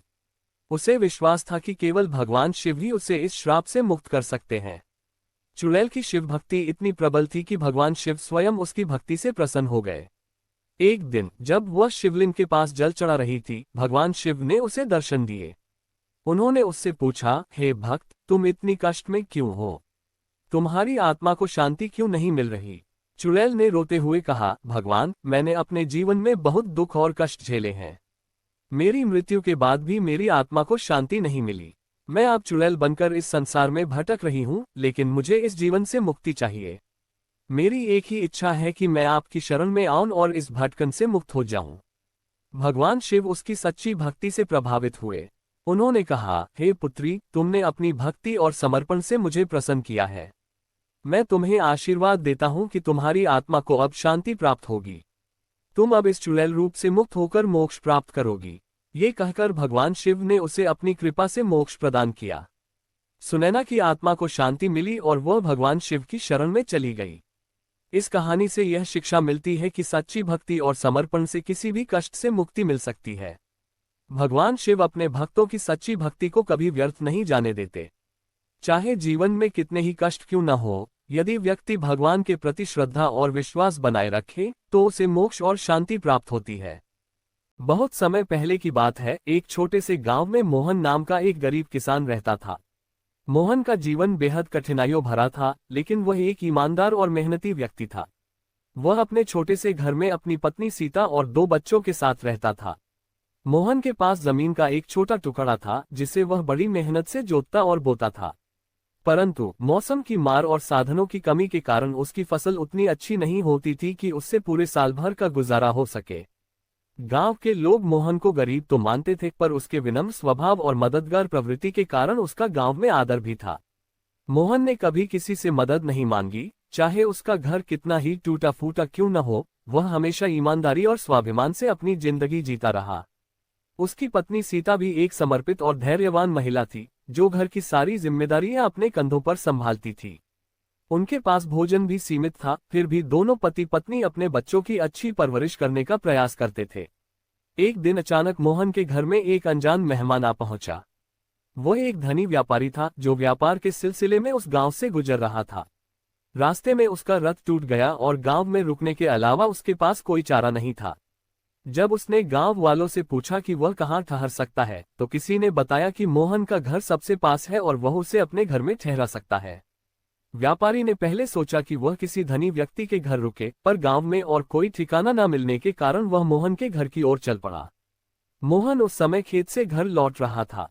जैसे ही उसने देखा कि उसके घर के सामने एक अजनबी खड़ा है, उसने तुरंत अपने साधारण से कपड़े ठीक किए और विनम्रता से उस अजनबी से पूछा, आप कौन हैं और यहाँ किस लिए आए हैं? व्यापारी ने अपनी परिस्थिति बताई और कहा, मुझे रात भर के लिए ठहरने की जगह चाहिए। मोहन ने तुरंत उसे अपने घर में ठहरने के लिए आमंत्रित किया। उसकी पत्नी सीता ने भी तुरंत घर के अंदर व्यवस्था कर दी। लेकिन एक दिक्कत थी, घर में खाने के लिए कुछ भी नहीं था। मोहन और उसकी पत्नी ने आपस में विचार किया कि मेहमान की आवभगत कैसे की जाए। घर में जो थोड़ा बहुत अनाज बचा था, उससे ही उन्होंने खाना बनाने का निश्चय किया। सीता ने जल्दी से थोड़ा आटा और कुछ सब्जियां इकट्ठा की और रोटी और आलू की साधारण सब्जी तैयार की। जब रात का भोजन तैयार हुआ, तो मोहन ने व्यापारी से विनम्रता से कहा, ये हमारे घर का साधारण खाना है, आशा है कि आप इसे स्वीकार करेंगे। हमारे पास बहुत साधन नहीं है, लेकिन जो भी है वह आपके साथ साझा करने के लिए हमारे पास है। व्यापारी ने मुस्कुराते हुए कहा, आपकी मेहमाननवाजी मेरे लिए बहुत महत्वपूर्ण है। मैं आपके इस सादे भोजन को बड़े प्रेम से खाऊंगा। जब व्यापारी ने खाना चखा, तो उसे महसूस हुआ कि यह खाना साधारण जरूर था, लेकिन उसमें जो प्रेम और सत्कार था, वह किसी महंगे भोज से कहीं बढ़कर था। व्यापारी ने कहा, मैंने अपने जीवन में कई शानदार भोज खाए हैं, पर आज का ये भोजन मेरे दिल को छू गया है। आप लोगों की सादगी और प्रेम मुझे बहुत प्रभावित कर रहा है। रात को व्यापारी को मोहन के घर में विश्राम मिला और सुबह उसने मोहन से कहा, मैं आपको इस आतिथ्य के लिए कुछ धन देना चाहता हूँ। ये सुनकर मोहन थोड़ा असमंजस में पड़ गया। उसने कहा, हमने आपको प्रेम से घर बुलाया है, धन के लिए नहीं। हमारा कर्तव्य था कि हम अपने घर आए मेहमान का सत्कार करें। व्यापारी ने मोहन के उत्तर को सुनकर उसकी ईमानदारी और स्वाभिमान की बहुत प्रशंसा की। वह समझ गया कि मोहन के पास भले ही धन न हो, लेकिन उसका दिल बहुत बड़ा है। उसने कहा, मैं आपकी भावनाओं की कद्र करता हूँ, पर मैं भी आपकी मदद करना चाहता हूँ। अगर आप मेरी मदद स्वीकार करेंगे, तो मैं आपको कुछ ऐसा देना चाहूंगा जिससे आप अपने जीवन को बेहतर बना सकें। मोहन ने संकोच करते हुए कहा, यदि आपकी मंशा हमें मदद करने की है, तो मैं इसे आशीर्वाद मानकर स्वीकार करूंगा। लेकिन कृपया हमें इतना ही दें जितना हमारी आवश्यकता है। व्यापारी ने गांव के मुखिया से बात की और मोहन को कुछ जमीन और खेती के उपकरण दिलवाए, जिससे वह अपने खेतों में बेहतर फसल उगा सके। इसके अलावा उसने मोहन के बच्चों की शिक्षा का खर्च भी उठाने का वादा किया। मोहन और उसकी पत्नी ने उसे दिल से धन्यवाद दिया और अपने बच्चों की ओर देखा, जिनके भविष्य के लिए अब आशा की एक नई किरण दिखने लगी थी। इस प्रकार एक गरीब किसान के घर आए मेहमान ने उसकी पूरी जिंदगी बदल दी। मोहन ने ईमानदारी, परिश्रम और प्रेम के साथ अपना जीवन जिया और उसका परिवार अब सुखी और समृद्ध हो गया। गांव के लोग भी मोहन की किस्मत से बहुत प्रभावित हुए और उसके मेहमान नवाजी के किस्से दूर दूर तक फैल गए। ये कहानी हमें सिखाती है कि जीवन में धन से बढ़कर इंसान का चरित्र होता है। गरीब होते हुए भी मोहन और उसकी पत्नी ने अपने कर्तव्य और प्रेम को सबसे ऊपर रखा। उनके इस स्वाभिमान और आत्मसम्मान ने न केवल उन्हें सम्मान दिलाया, बल्कि उनका जीवन भी बदल दिया। इस प्रकार गरीब का घर भले ही छोटा हो, पर उसका दिल बड़ा होता है, और सच्चे प्रेम और सम्मान से बड़ा कोई धन नहीं होता। बहुत समय पहले की बात है, एक छोटे से गांव में मोहन नाम का एक गरीब किसान रहता था। मोहन का जीवन बेहद कठिनाइयों भरा था, लेकिन वह एक ईमानदार और मेहनती व्यक्ति था। वह अपने छोटे से घर में अपनी पत्नी सीता और 2 बच्चों के साथ रहता था। मोहन के पास जमीन का एक छोटा टुकड़ा था जिसे वह बड़ी मेहनत से जोतता और बोता था। परंतु मौसम की मार और साधनों की कमी के कारण उसकी फसल उतनी अच्छी नहीं होती थी कि उससे पूरे साल भर का गुजारा हो सके। गांव के लोग मोहन को गरीब तो मानते थे, पर उसके विनम्र स्वभाव और मददगार प्रवृत्ति के कारण उसका गांव में आदर भी था। मोहन ने कभी किसी से मदद नहीं मांगी, चाहे उसका घर कितना ही टूटा फूटा क्यों न हो। वह हमेशा ईमानदारी और स्वाभिमान से अपनी जिंदगी जीता रहा। उसकी पत्नी सीता भी एक समर्पित और धैर्यवान महिला थी, जो घर की सारी जिम्मेदारियां अपने कंधों पर संभालती थी। उनके पास भोजन भी सीमित था, फिर भी दोनों पति पत्नी अपने बच्चों की अच्छी परवरिश करने का प्रयास करते थे। एक दिन अचानक मोहन के घर में एक अनजान मेहमान आ पहुंचा। वह एक धनी व्यापारी था, जो व्यापार के सिलसिले में उस गांव से गुजर रहा था। रास्ते में उसका रथ टूट गया और गांव में रुकने के अलावा उसके पास कोई चारा नहीं था।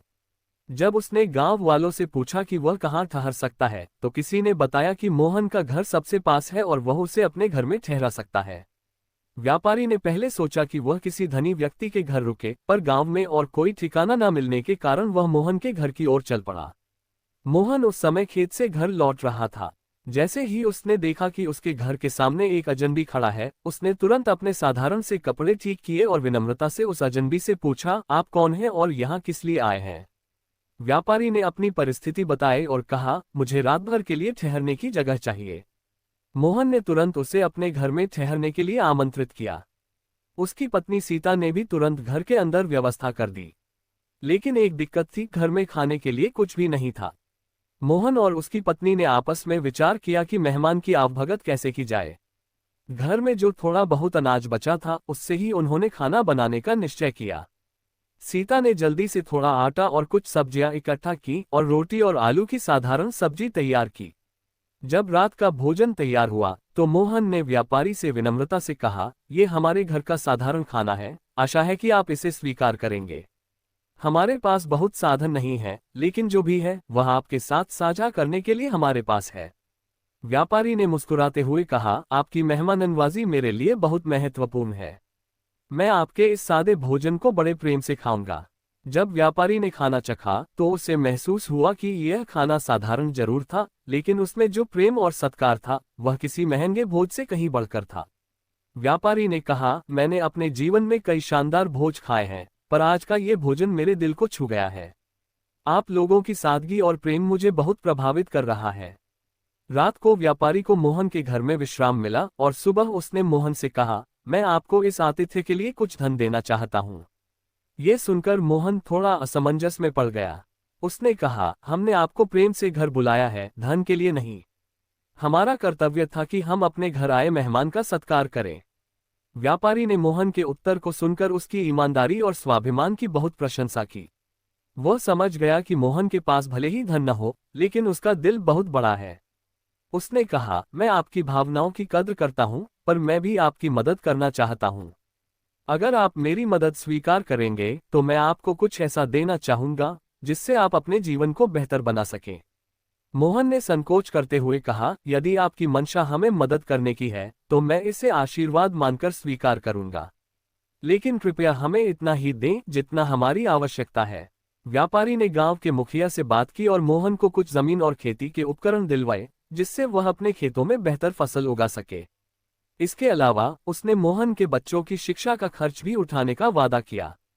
मोहन और उसकी पत्नी ने उसे दिल से धन्यवाद दिया और अपने बच्चों की ओर देखा, जिनके भविष्य के लिए अब आशा की एक नई किरण दिखने लगी थी। इस प्रकार एक गरीब किसान के घर आए मेहमान ने उसकी पूरी जिंदगी बदल दी। मोहन ने ईमानदारी, परिश्रम और प्रेम के साथ अपना जीवन जिया और उसका परिवार अब सुखी और समृद्ध हो गया। गांव के लोग भी मोहन की किस्मत से बहुत प्रभावित हुए और उसके मेहमान नवाजी के किस्से दूर दूर तक फैल गए। ये कहानी हमें सिखाती है कि जीवन में धन से बढ़कर इंसान का चरित्र होता है। गरीब होते हुए भी मोहन और उसकी पत्नी ने अपने कर्तव्य और प्रेम को सबसे ऊपर रखा। उनके इस स्वाभिमान और आत्मसम्मान ने न केवल उन्हें सम्मान दिलाया, बल्कि उनका जीवन भी बदल दिया। इस प्रकार गरीब का घर भले ही छोटा हो, पर उसका दिल बड़ा होता है, और सच्चे प्रेम और सम्मान से बड़ा कोई धन नहीं होता। बहुत समय पहले की बात है, एक विशाल जंगल में एक पागल शेर और एक समझदार हिरण रहते थे। ये जंगल हरे भरे पेड़ों, साफ सुथरे झरनों और तमाम जीव जंतुओं से भरा हुआ था। शेर को अपनी ताकत पर बहुत घमंड था। वह हमेशा जंगल के अन्य जानवरों को डराता रहता था और उसकी हरकतें दिन ब दिन ज्यादा आक्रामक होती जा रही थीं। लोग उसे पागल शेर के नाम से पुकारने लगे थे क्योंकि वह बिना किसी कारण के किसी भी जानवर पर हमला कर देता था। शेर की ताकत और आतंक के कारण जंगल के सभी जानवर उससे डरते थे। हर दिन वह किसी न किसी मासूम जानवर को अपना शिकार बनाता और उसकी भूख कभी खत्म नहीं होती थी। शेर की आक्रामकता की कोई सीमा नहीं थी। हर रात वह न सिर्फ जानवरों को मारता बल्कि उनके साथ खेलता भी था। उसकी क्रूरता जंगल के हर जीव के दिल में खौफ पैदा कर चुकी थी। उस जंगल में एक हिरण भी रहता था जो बहुत बुद्धिमान और शांत स्वभाव का था। वह हमेशा अपने परिवार और मित्रों के साथ हंसते खेलते रहता था। हिरण को पता था कि शेर बहुत खतरनाक है, इसलिए वह हमेशा सतर्क रहता था। लेकिन वह कभी भी शेर से सीधा सामना करने की सोच भी नहीं सकता था। जंगल के अन्य जानवरों की तरह ही वह भी शेर से दूर दूर ही रहता था। एक दिन की बात है जब जंगल में सूखा पड़ा हुआ था। जलाशय सूखने लगे थे और जानवरों को पानी की कमी का सामना करना पड़ रहा था। सारे जानवर बड़ी परेशानी में थे। शेर भी इस समस्या से परेशान था, लेकिन उसकी भूख और प्यास के कारण वह और भी आक्रामक हो गया था। एक दिन शेर ने सोचा कि उसे अब ज्यादा चतुराई से शिकार करना होगा क्योंकि जानवर अब जंगल के केंद्र में एकत्रित हो रहे थे, जहां आखिरी बचे हुए जलाशय में पानी था। हिरण और उसके मित्र भी उसी जलाशय के पास आए। सभी जानवर मिलकर एक दूसरे के साथ पानी बांट रहे थे, लेकिन पागल शेर ने इस अवसर का लाभ उठाने की सोची। उसने हिरण को अपना अगला शिकार बनाने का निश्चय किया। शेर धीरे धीरे हिरण की तरफ बढ़ा। हिरण ने देखा कि शेर उसे घूर रहा है, लेकिन उसने शांति से सोचा कि अगर वह भागेगा तो शेर उसका पीछा करेगा और उसे मार देगा। इसलिए उसने अपनी बुद्धि से शेर का सामना करने का निर्णय लिया। हिरण ने एक योजना बनाई। वह शेर के सामने बिना किसी डर के खड़ा हो गया और कहा, हे शेर महाराज, आप जंगल के राजा हैं। हम सभी आपकी सेवा करने के लिए तैयार हैं। लेकिन अगर आप मुझे मारेंगे तो आपसे एक ऐसी महत्वपूर्ण बात छूट जाएगी जो केवल मैं ही जानता हूं। शेर ने हिरण की बात पर ध्यान दिया और रुचि से पूछा, ऐसी कौन सी बात है जो मुझे नहीं पता? बताओ, अगर तुम सच बोल रहे हो तो मैं तुम्हें छोड़ दूंगा। शेर ने सोचा कि शायद हिरण कोई नई जानकारी देगा जो उसके लिए लाभकारी हो। हिरण ने चालाकी से जवाब दिया, महाराज, इस जंगल में एक ऐसी जगह है जहां से आप हमेशा के लिए राजा बने रह सकते हैं। वहां एक गुफा है जहां एक अनमोल खजाना छिपा हुआ है। अगर आप उसे पालें तो आपको कभी भूख नहीं लगेगी और न ही आपको किसी का शिकार करना पड़ेगा। मैं आपको उस गुफा तक ले जा सकता हूं, लेकिन ये स्थान गुप्त है और केवल मैं ही उसे जानता हूं। शेर अब पूरी तरह से हिरण की बातों में आ गया। उसकी आंखों में चमक आ गई और वह लोभ से भर गया। उसने तुरंत कहा, मुझे उस गुफा तक ले चलो और अगर तुमने मुझे धोखा दिया तो मैं तुम्हें वहीं खा जाऊंगा।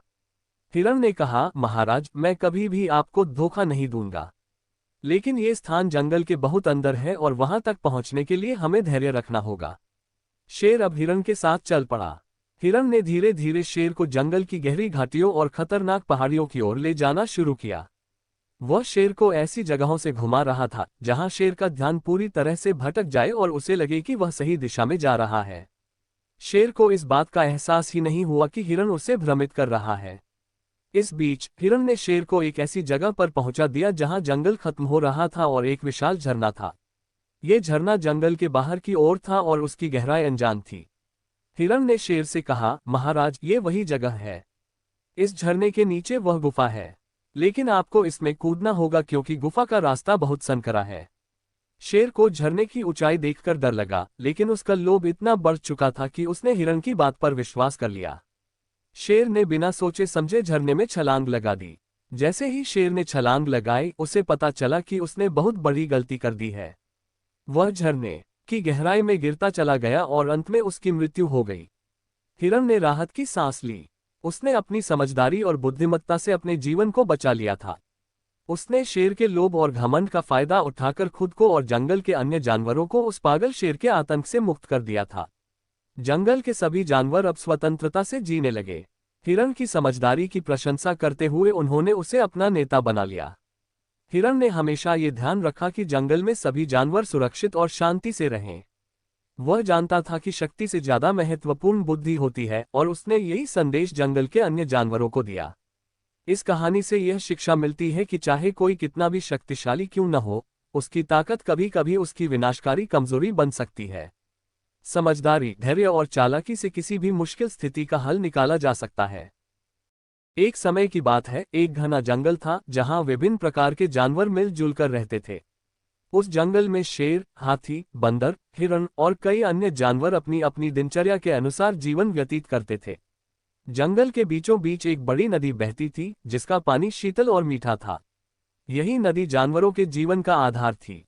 जानवर उस नदी से पानी पीते थे और वहां का वातावरण उनके जीवन के लिए उपयुक्त था। गर्मियों का मौसम बीत चुका था और बरसात का मौसम आने वाला था। जंगल के जानवर बहुत खुश थे क्योंकि बारिश के मौसम में पेड़ पौधे हरे भरे हो जाते थे और जंगल में हरियाली छा जाती थी। सब जानवर आपस में इस बात पर चर्चा कर रहे थे कि इस बार की बारिश कितनी अच्छी होगी और उनके जीवन में नई खुशियां लाएगी। पर उन्हें यह नहीं पता था कि इस बार की बारिश उनके लिए खुशियां नहीं बल्कि तबाही लेकर आने वाली थी। जंगल में बारिश की शुरुआत हो चुकी थी। छोटे छोटे बच्चे और जानवर बारिश का आनंद ले रहे थे। मूसलाधार बारिश हो रही थी और चारों ओर पानी ही पानी फैल चुका था। जंगल के सभी पेड़ पौधे जैसे नए जीवन से भर उठे थे। नदी भी पानी से लबालब भर चुकी थी। लेकिन जैसे जैसे दिन बीतते गए, बारिश की मात्रा बढ़ती गई और धीरे धीरे यह बारिश जानवरों के लिए मुसीबत बनने लगी। नदी में पानी का स्तर लगातार बढ़ता जा रहा था। शुरू में जानवरों को लगा कि यह सामान्य बारिश है और जल्दी ही समाप्त हो जाएगी। लेकिन नदी का पानी अब धीरे धीरे किनारे से बाहर आना शुरू हो गया था। जंगल के बुजुर्ग हाथी ने देखा कि नदी में पानी का स्तर खतरनाक रूप से बढ़ रहा है। वह समझ गया कि जल्द ही बाढ़ आ सकती है। उसने सभी जानवरों को इकट्ठा किया और कहा, हमें इस बढ़ते पानी से सावधान रहना होगा। बाढ़ आ सकती है और हमें जंगल के ऊंचे हिस्सों में जाना होगा। शेर, जो जंगल का राजा था, ने हाथी की बातों पर ध्यान दिया और सभी जानवरों को आदेश दिया कि वे अपने घरों से आवश्यक सामान लेकर ऊंचे पहाड़ों की ओर चलें। सभी जानवर जल्दी जल्दी अपना सामान बांधने लगे। बंदर, चिड़िया और अन्य छोटे जानवर पेड़ों की ऊंची शाखाओं पर चले गए, जबकि बड़े जानवर जैसे हाथी और गैंडा पहाड़ियों की ओर बढ़ने लगे। कुछ ही समय में नदी का पानी जंगल के निचले हिस्सों में फैल गया। जो जानवर समय पर नहीं निकल सके वे पानी में फंस गए। हिरणों का एक समूह अपने छोटे बच्चों को बचाने के लिए संघर्ष कर रहा था, लेकिन तेज बहाव में वे बेबस थे। एकमात्र हिरण ने अपने बच्चे को अपनी पीठ पर उठाया और उसे सुरक्षित स्थान तक पहुंचाने की कोशिश की, लेकिन पानी इतना गहरा हो चुका था कि वह अपने पैरों पर खड़ा भी नहीं हो पा रही थी। उसी समय शेर की गर्जना सुनाई दी, हिम्मत मत हारो, हम सब मिलकर इस आपदा का सामना करेंगे। शेर ने अपने नेतृत्व का परिचय देते हुए जानवरों को संगठित किया और उन्हें ऊंचे स्थानों पर पहुंचाने का प्रयास किया। बंदरों का एक समूह भी बचाव कार्य में शामिल हो गया। वे पेड़ों से लटकते हुए उन जानवरों की मदद कर रहे थे जो पानी में फंसे हुए थे। बंदरों ने अपनी बुद्धिमानी और चपलता का उपयोग करते हुए जानवरों को सुरक्षित स्थान तक पहुंचाया। जैसे जैसे पानी का स्तर बढ़ता गया, जानवरों में घबराहट फैलने लगी। कुछ जानवरों ने डर के मारे अपनी जगह छोड़ दी और इधर उधर भागने लगे, जिससे स्थिति और भी खराब हो गई। एक जंगली सुअर का परिवार, जो बाढ़ से बचने के लिए पेड़ों की ओर भाग रहा था, रास्ते में गिरे एक बड़े पेड़ के नीचे फंस गया। सुअर का पिता अपने परिवार को बचाने के लिए संघर्ष कर रहा था, लेकिन वह अकेला कुछ नहीं कर पा रहा था। तभी जंगल का ताकतवर हाथी वहां पहुंचा। उसने अपनी सूंड से पेड़ को हटाया और सुअर के परिवार को सुरक्षित बाहर निकाला। हाथी की बहादुरी को देखकर अन्य जानवरों को भी हिम्मत मिली। सभी जानवर अब एक दूसरे की मदद करने के लिए तैयार थे। शेर ने एक बार फिर से जोर से गरजते हुए कहा, हम एक हैं और एक दूसरे की मदद से ही इस बाढ़ से निकल सकते हैं। हमें मिलकर एकजुट रहना होगा। शेर के इस संदेश के बाद सभी जानवर एकजुट हो गए। बड़े जानवर छोटे जानवरों की मदद करने लगे। हाथी ने अपनी सूंड से कई जानवरों को ऊंचाई तक पहुंचाया, जबकि बंदर और चिड़ियों ने पानी में फंसे जानवरों को भोजन और मदद पहुंचाए। बाघ, जो सामान्यतः अपने स्वभाव के कारण अकेला रहता था, इस संकट के समय में अन्य जानवरों के साथ मिलकर काम करने लगा। उसने कई छोटे जानवरों को अपनी पीठ पर उठाकर सुरक्षित स्थानों तक पहुंचाया। सभी जानवरों ने मिलकर बाढ़ का सामना किया। अब बाढ़ का पानी धीरे धीरे कम हो रहा था, लेकिन जंगल का एक बड़ा हिस्सा बर्बाद हो चुका था। पेड़ उखड़ चुके थे और कई जानवरों के घर नष्ट हो गए थे, लेकिन जानवरों की एकजुटता ने उन्हें इस भयानक बाढ़ से बचा लिया था। जब बाढ़ का पानी पूरी तरह से उतर गया तो जानवरों ने अपने अपने घरों की मरम्मत करनी शुरू कर दी। शेर ने घोषणा की कि अब समय है कि हम मिलकर इस जंगल को फिर से हरा भरा बनाएं। सभी जानवरों ने मिलकर नए पेड़ लगाए और अपने जीवन को फिर से पटरी पर लाने की कोशिश की। बाढ़ ने जंगल के जानवरों को ये सिखा दिया था कि चाहे कैसी भी आपदा क्यों ना आए, एकता और सहयोग से हर मुश्किल का सामना किया जा सकता है। सभी जानवर अब एक दूसरे के और भी करीब आ गए थे और वे जानते थे कि मिलजुल कर काम करने से ही वे अपने जंगल को फिर से सुंदर और सुरक्षित बना सकते हैं। इस कहानी से हमें ये शिक्षा मिलती है कि संकट के समय में एकजुटता और साहस ही हमारी सबसे बड़ी ताकत होती है। अगर हम मिलकर किसी समस्या का सामना करें तो कोई भी आपदा हमें हरा नहीं सकती। जंगल के जानवरों ने बाढ़ के कहर का डटकर सामना किया और अपनी एकजुटता से उसे मात दी। इसी तरह हमें भी अपने जीवन में आने वाली चुनौतियों का सामना करते समय एकजुट रहना चाहिए। इस तरह जंगल के जानवरों ने अपनी मेहनत, एकता और साहस से बाढ़ का सामना किया और अपने जीवन को फिर से सामान्य बनाया। ये कहानी हमें ये भी सिखाती है कि प्रकृति का सम्मान करना और उसके साथ सामंजस्य बिठाकर चलना जरूरी है, क्योंकि अगर हम प्रकृति का सम्मान नहीं करेंगे तो वह हमारे लिए विनाशकारी हो सकती है। बहुत समय पहले की बात है, एक विशाल जंगल था जो अपने घने पेड़ों, स्वच्छ नदियों और विविध पशु पक्षियों के लिए प्रसिद्ध था। इस जंगल में शेर, हाथी, भालू, हिरण, बंदर, खरगोश और पक्षियों की अनगिनत प्रजातियां रहती थीं। जंगल का हर कोना जीवंत था और सभी जीव जंतु मिलजुल कर रहते थे। जंगल में सभी को भोजन भी पर्याप्त मात्रा में मिलता था और कोई भी भूखा नहीं रहता था। जंगल के इस शांतिपूर्ण माहौल का मुख्य कारण था जंगल के राजा शेर की बुद्धिमानी और न्यायप्रियता। शेर बहुत ही समझदार था और वह हमेशा इस बात का ख्याल रखता था कि जंगल में कोई किसी के साथ अन्याय न करे। उसकी देखरेख में जंगल का हर प्राणी सुखी और संतुष्ट था। परंतु एक दिन अचानक जंगल में एक समस्या उत्पन्न हुई। शेर बूढ़ा हो गया था और अब वह पहले की तरह शिकार नहीं कर सकता था। वह अब उतनी तेजी से दौड़ भी नहीं सकता था और उसकी शक्ति भी कम हो गई थी। उसे चिंता सताने लगी कि अब जंगल का शासन कैसे चलेगा। इस समस्या का समाधान निकालने के लिए शेर ने सभी जानवरों की एक सभा बुलाई। शेर ने सभा में कहा, अब मैं बूढ़ा हो गया हूं और इस जंगल का राजा नहीं रह सकता। अब समय आ गया है कि मैं अपनी गद्दी छोड़ दूं और जंगल के सभी हिस्सों को बांट दूं ताकि सभी जीव जंतु अपनी अपनी भूमि का सही ढंग से प्रबंधन कर सकें। सभी जानवर शेर की बात सुनकर हैरान रह गए। वे इस निर्णय से सहमत नहीं थे क्योंकि शेर ने हमेशा न्यायपूर्वक जंगल का शासन किया था। परंतु शेर ने अपना निर्णय पक्का कर लिया था। वह चाहता था कि अब जंगल का बंटवारा हो ताकि भविष्य में कोई एक राजा न हो, बल्कि हर समूह अपने अपने क्षेत्र का देखभाल कर सके। सभा में चर्चा शुरू हुई। सभी जानवर अपने अपने विचार रखने लगे। हाथी ने कहा, मैं सबसे बड़ा और सबसे ताकतवर हूं, इसलिए मुझे जंगल के सबसे बड़े हिस्से का प्रबंधन करना चाहिए। भालू ने भी कहा, मैं सबसे मजबूत और बुद्धिमान हूं, इसलिए मुझे भी एक बड़ा हिस्सा चाहिए। इसी तरह से हर जानवर अपनी अपनी विशेषताओं के आधार पर जंगल के हिस्से का दावा करने लगा। जब सभी अपनी अपनी बात कर रहे थे, तभी लोमड़ी ने अपने चतुराई भरे अंदाज में कहा, हम सभी को मिलजुल कर जंगल का बंटवारा करना चाहिए। किसी को ज्यादा और किसी को कम हिस्सा नहीं मिलना चाहिए।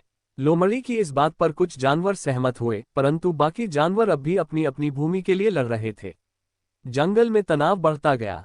शेर ने स्थिति को नियंत्रण में लाने के लिए कहा, मैं चाहता हूं कि सभी जानवर आपस में लड़ाई करने के बजाय इस समस्या का हल निकालें। हम सभी जानते हैं कि जंगल में शांति बनाए रखने के लिए मिलजुल कर रहना जरूरी है। शेर ने सुझाव दिया कि जंगल को 4 हिस्सों में बांटा जाए।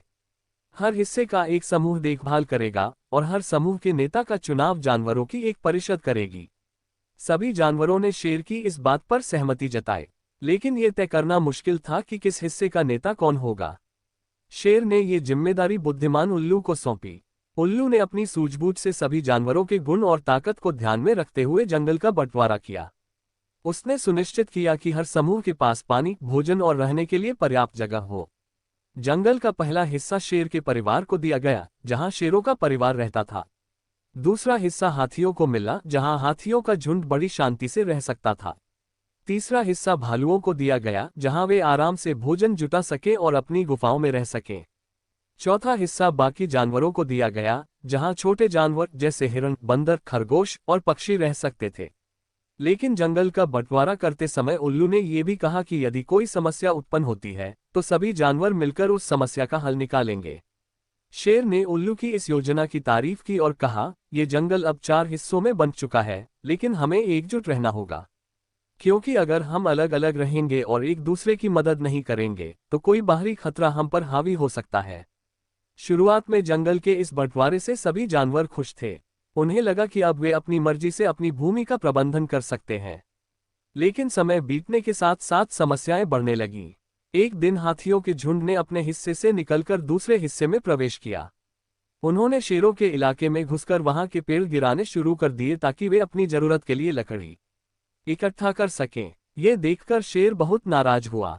शेर ने हाथियों से कहा, ये तुम्हारा इलाका नहीं है, तुम यहाँ क्यों आ रहे हो?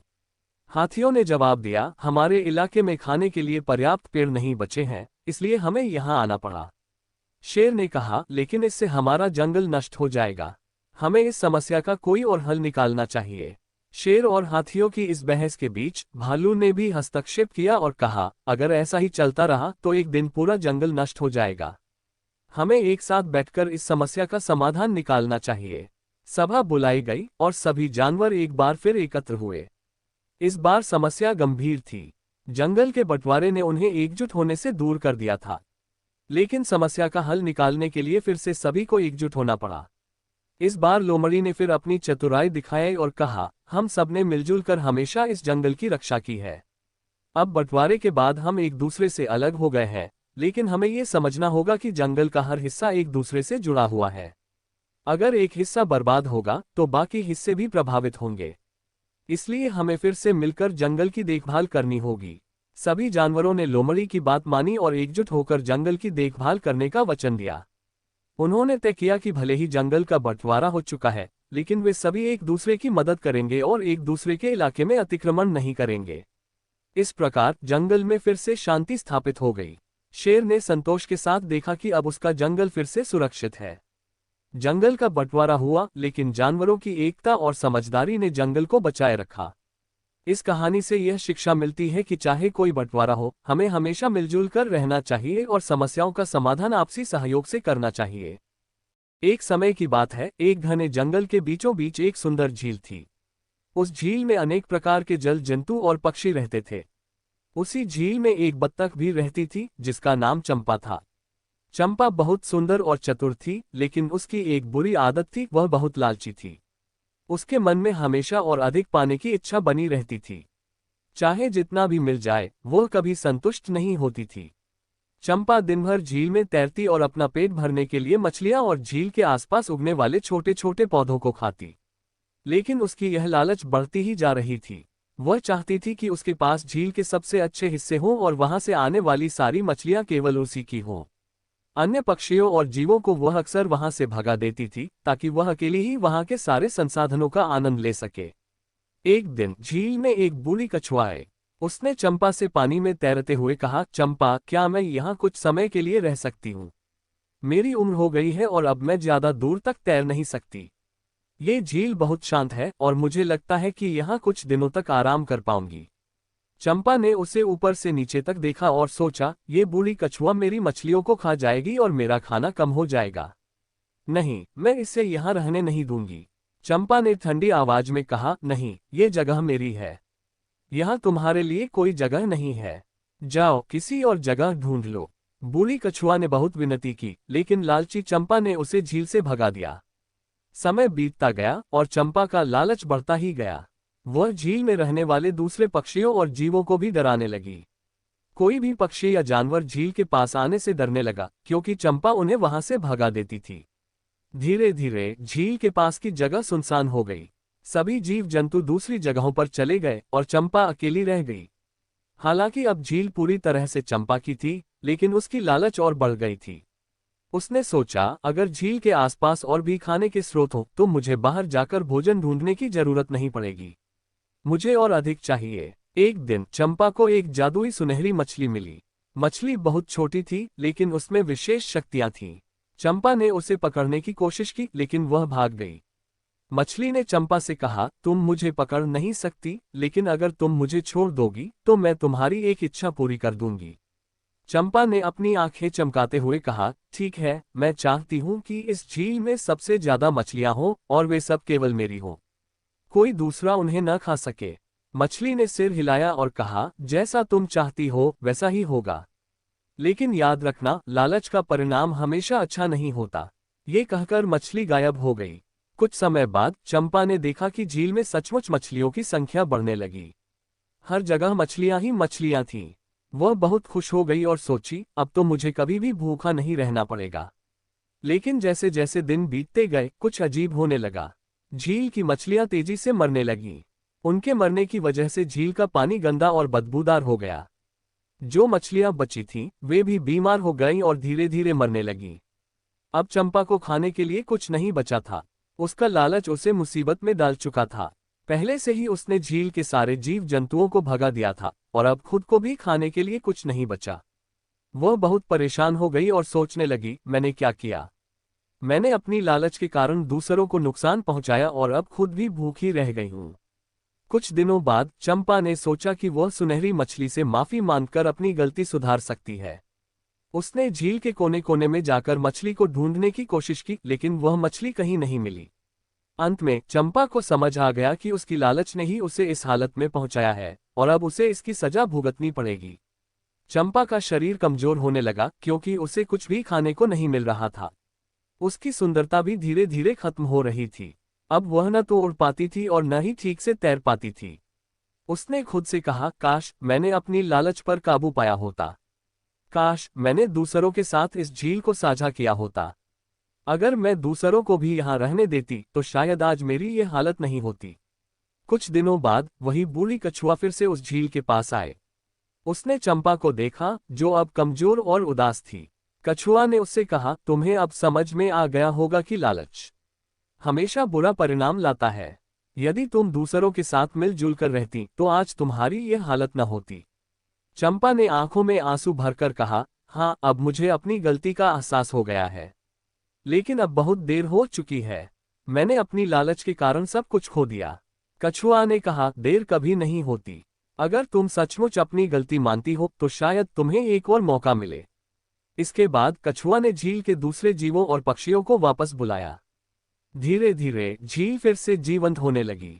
चंपा ने अपने व्यवहार को बदला और अब वह दूसरों के साथ मिलजुल कर रहने लगी। उसने लालच छोड़ दिया और झील के सारे संसाधनों को सभी के साथ साझा करने लगी। इस प्रकार चंपा ने अपनी गलती से सीखा कि लालच का परिणाम हमेशा बुरा होता है। जो लोग दूसरों के साथ सहयोग और साझेदारी से रहते हैं वही असल में सुखी होते हैं। एक समय की बात है, एक छोटे से गांव में एक गरीब धोबी रहता था। उसका नाम हरिया था और उसके पास एक गधा था जिसका नाम भोला था। भोला गधा हर दिन हरिया के कपड़े धोने का सामान इधर उधर धोता था। वह बहुत मेहनती था लेकिन साथ ही थोड़ा मूर्ख भी था। हरिया उसे प्यार से काम समझाता, पर भोला अक्सर कुछ न कुछ मूर्खता कर देता था जिससे हरिया परेशान हो जाता था। भोला गधा दिन रात काम करता लेकिन उसकी बुद्धि सीमित थी। उसकी मूर्खता के कारण गांव में उसकी खिल्ली उड़ाई जाती थी। गांव के लोग अक्सर उसकी नासमझी की बातें करते थे और उसे मूर्ख गधा कहकर चिढ़ाते थे। लेकिन भोला इस बात को समझ नहीं पाता था और हर बार अपनी मूर्खता से कोई न कोई गलती कर बैठता था। एक दिन की बात है, हरिया ने अपने कपड़े नदी किनारे धोकर उन्हें सुखाने के लिए पेड़ पर टांग दिया। भोला उस दिन बहुत थका हुआ था, इसलिए हरिया ने उसे पेड़ के नीचे आराम करने के लिए छोड़ दिया। हरिया अपने काम में व्यस्त हो गया और भोला धीरे धीरे नींद की आगोश में चला गया। कुछ समय बाद पास से एक गांव का व्यापारी गुजरा। उसके पास बहुत सारे कीमती सामान थे जिन्हें वह बाजार में बेचने जा रहा था। व्यापारी ने भोला को देखा और सोचा, ये गधा तो बहुत मजबूत और काम का दिखता है। अगर इसे मैं अपने साथ ले जाऊं तो यह मेरे सामान को बाजार तक ले जाने में मदद कर सकता है। व्यापारी ने भोला को फुसलाना शुरू किया। उसने कहा, तुम यहाँ इतने मेहनत करते हो और तुम्हें कुछ भी नहीं मिलता। अगर तुम मेरे साथ चलो तो मैं तुम्हें बहुत अच्छा खाना दूंगा और आराम भी मिलेगा। भोला ने व्यापारी की बातों पर विश्वास कर लिया क्योंकि वह थोड़ा मूर्ख था। उसने सोचा, ये व्यापारी सच कह रहा है। हरिया मुझे हमेशा काम पर लगाता है और मैं बहुत थक जाता हूँ। अगर मैं इसके साथ चला जाऊं तो मुझे आराम मिलेगा। भोला व्यापारी के साथ चल पड़ा। व्यापारी उसे लेकर जंगल की ओर चला गया। भोला खुश था कि अब उसे मेहनत नहीं करनी पड़ेगी, लेकिन उसे यह समझ नहीं आ रहा था कि वह धोबी के बिना कहाँ जा रहा है। जब व्यापारी ने उसे जंगल में ले जाकर छोड़ दिया तो भोला को समझ में आया कि उसने कितनी बड़ी गलती कर दी है। अब न तो उसके पास खाना था और न ही उसे पता था कि वह कहाँ है। कुछ दिनों तक भोला जंगल में भटकता रहा। उसे वहां कोई मदद नहीं मिली। वह भूखा प्यासा हो गया और उसे अपनी मूर्खता पर पछतावा होने लगा। उसने सोचा, काश मैं हरिया के पास रहता। वहां कम से कम मुझे खाना और पानी तो मिलता था। मैंने मूर्खता में व्यापारी की बातों पर भरोसा कर लिया और अब मैं यहाँ अकेला भटक रहा हूँ। भोला धीरे धीरे गांव की ओर वापस जाने लगा। जब वह गांव पहुंचा तो उसने देखा कि हरिया बहुत परेशान है।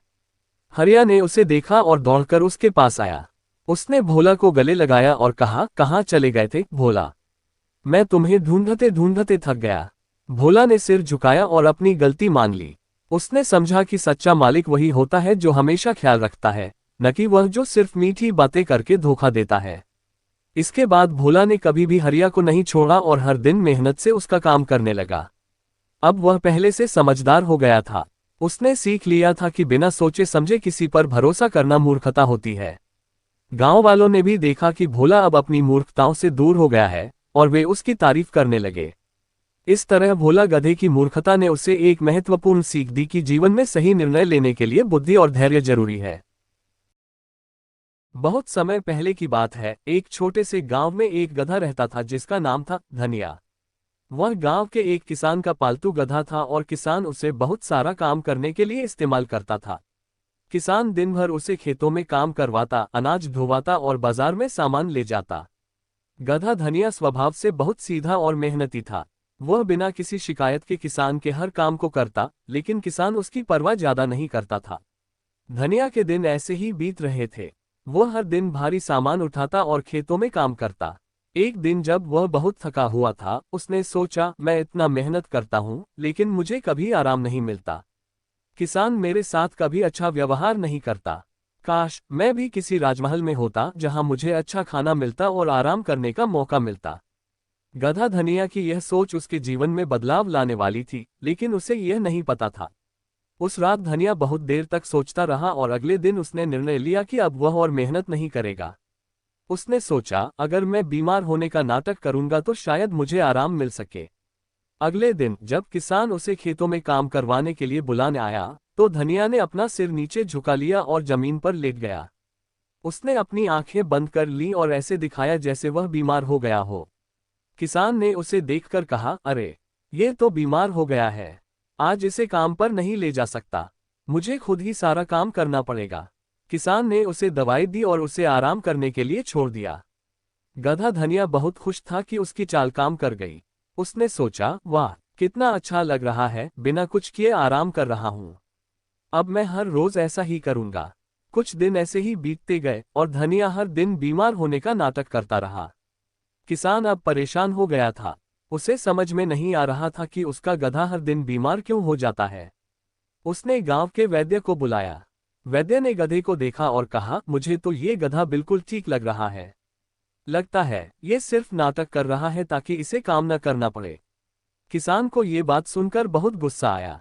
उसने सोचा, अगर यह गधा मेरे साथ चालाकी करेगा तो मैं भी इसे सबक सिखाऊंगा। किसान ने गधे को सबक सिखाने की योजना बनाई। अगले दिन किसान ने गधे को ज्यादा तंग नहीं किया, बल्कि उसे जंगल में छोड़ने का फैसला किया। उसने सोचा, अगर यह गधा जंगल में रहेगा तो इसे समझ में आ जाएगा कि आराम की क्या कीमत होती है। किसान ने धनिया को जंगल में छोड़ दिया। अब गधा धनिया अकेला जंगल में रह गया। शुरुआत में उसे बहुत खुशी हुई कि अब उसे कोई काम नहीं करना पड़ेगा और वह सिर्फ आराम कर सकता है। लेकिन कुछ ही दिनों में उसे पता चल गया कि जंगल में रहना कितना मुश्किल है। यहाँ न तो उसे खाना मिलता था, न ही पीने का साफ पानी। वह इधर उधर घूमता, लेकिन कहीं से भी उसे मदद नहीं मिलती। एक दिन धनिया जंगल के एक कोने में बैठा था, तभी उसने कुछ शेरों की दहाड़ सुनी। शेरों का एक झुंड वहां से गुजर रहा था। गधा डर गया और एक पेड़ के पीछे छिपने की कोशिश करने लगा। शेरों ने उसे देख लिया और पास आकर बोले, तुम यहाँ जंगल में क्या कर रहे हो? तुम तो कोई जंगल का जानवर नहीं हो, तुम तो किसी गांव के लगते हो। गधा डरते हुए बोला, मैं एक किसान का पालतू गधा हूं। मुझे किसान ने यहाँ छोड़ दिया है क्योंकि मैं बीमार होने का नाटक कर रहा था और काम नहीं करना चाहता था। शेरों का राजा हंसते हुए बोला, तुम जैसे आलसी और बेवकूफ जानवर को यहाँ जंगल में जगह नहीं मिलेगी। यहाँ सिर्फ ताकतवर और मेहनती जानवर ही जिंदा रह सकते हैं। अगर तुम यहाँ रहना चाहते हो तो तुम्हें भी मेहनत करनी पड़ेगी और अपना पेट खुद भरना पड़ेगा। गधा धनिया को समझ में आ गया कि अब उसे यहाँ काम करना ही पड़ेगा। लेकिन जंगल में शिकार करना, अपना पेट भरना और शेरों से बचकर रहना बहुत मुश्किल था। उसे किसान के खेतों और गांव के आरामदायक जीवन की याद आने लगी। वह सोचने लगा, मैं कितना बेवकूफ था जो मैं आराम के लिए इतना नाटक कर रहा था। वहां कम से कम मुझे खाना मिलता था और छत के नीचे रहने का मौका था। यहाँ तो मेरी जान हर पल खतरे में है।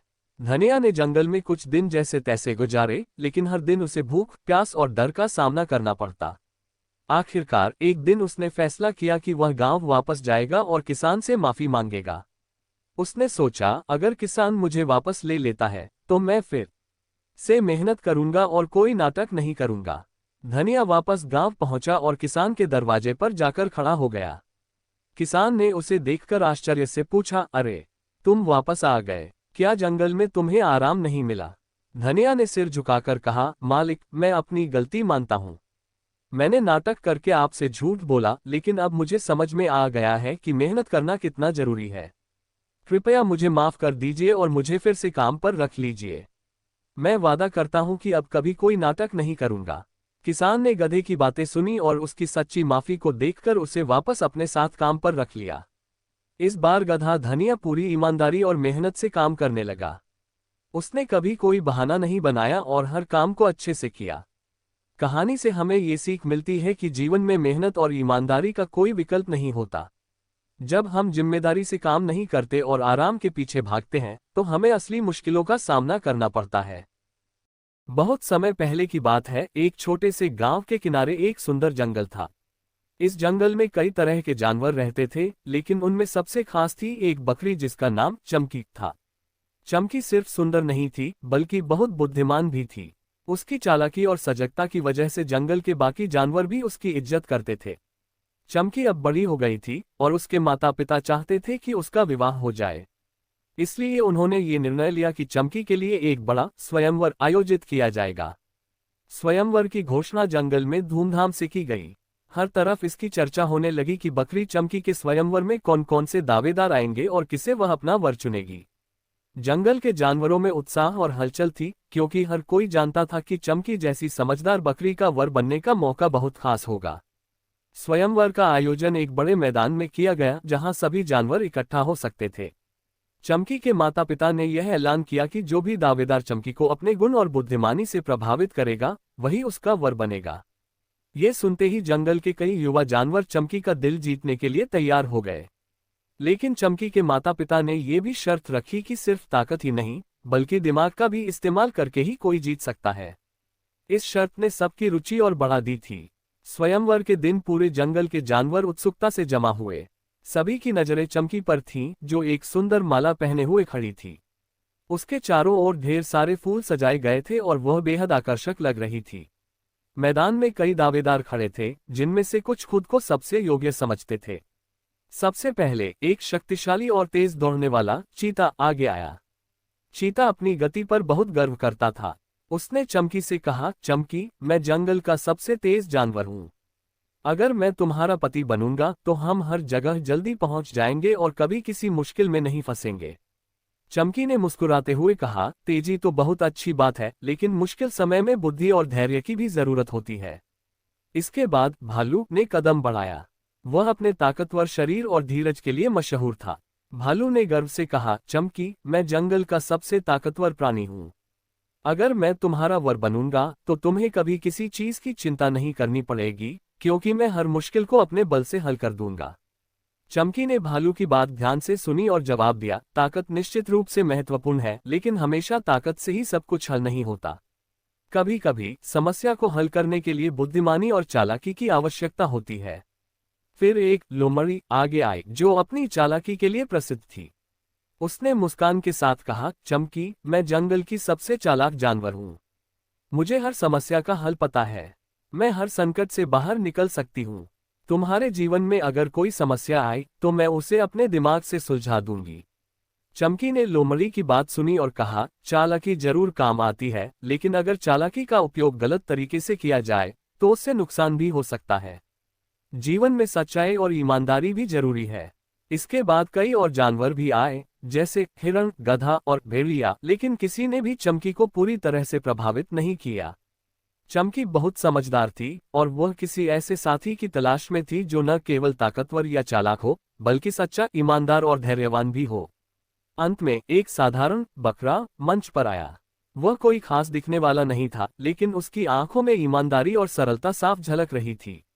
बकरे का नाम था बलिया। वह चमकी के सामने झुकते हुए बोला, चमकी, मैं न तो सबसे तेज दौड़ सकता हूँ, न ही सबसे ताकतवर हूँ और न ही मैं सबसे ज्यादा चालाक हूँ। लेकिन मैं वादा करता हूँ कि मैं हमेशा तुम्हारे साथ ईमानदारी से रहूंगा, तुम्हारी हर मुश्किल में साथ दूंगा और तुम्हें कभी अकेला महसूस नहीं होने दूंगा। चमकी ने बकरे की बात सुनी और उसकी ईमानदारी से बहुत प्रभावित हुई।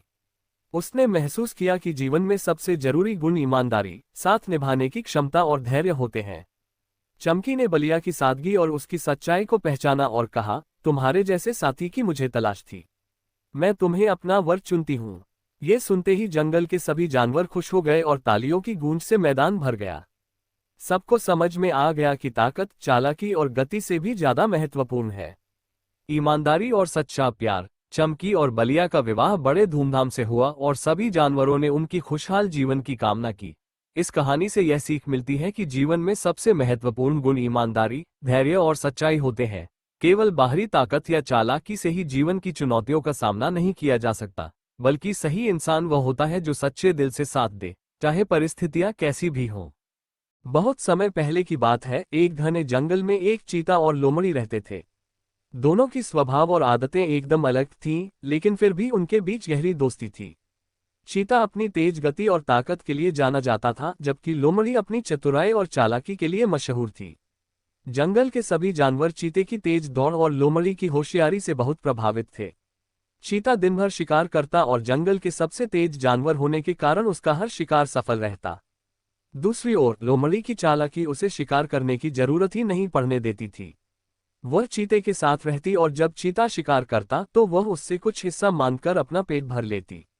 दोनों की यह आदतें उनके जीवन को आसान बना रही थीं। कुछ दिनों तक तो ये सिलसिला ऐसे ही चलता रहा, लेकिन धीरे धीरे चीता लोमड़ी से परेशान होने लगा। उसे लगता था कि लोमड़ी सिर्फ उसकी मेहनत का फायदा उठा रही है और खुद कोई प्रयास नहीं कर रही। चीता मन ही मन सोचता, मैं हर दिन इतनी मेहनत करता हूँ, शिकार पकड़ता हूँ, और लोमड़ी बिना कुछ किए बस मेरी मेहनत का हिस्सा ले जाती है। ये ठीक नहीं है। एक दिन जब चीता और लोमड़ी साथ बैठकर शिकार खा रहे थे, चीते ने लोमड़ी से कहा, लोमड़ी, तुम हमेशा मेरी मदद से अपना पेट भरती हो। तुमने कभी खुद से शिकार करने की कोशिश क्यों नहीं की?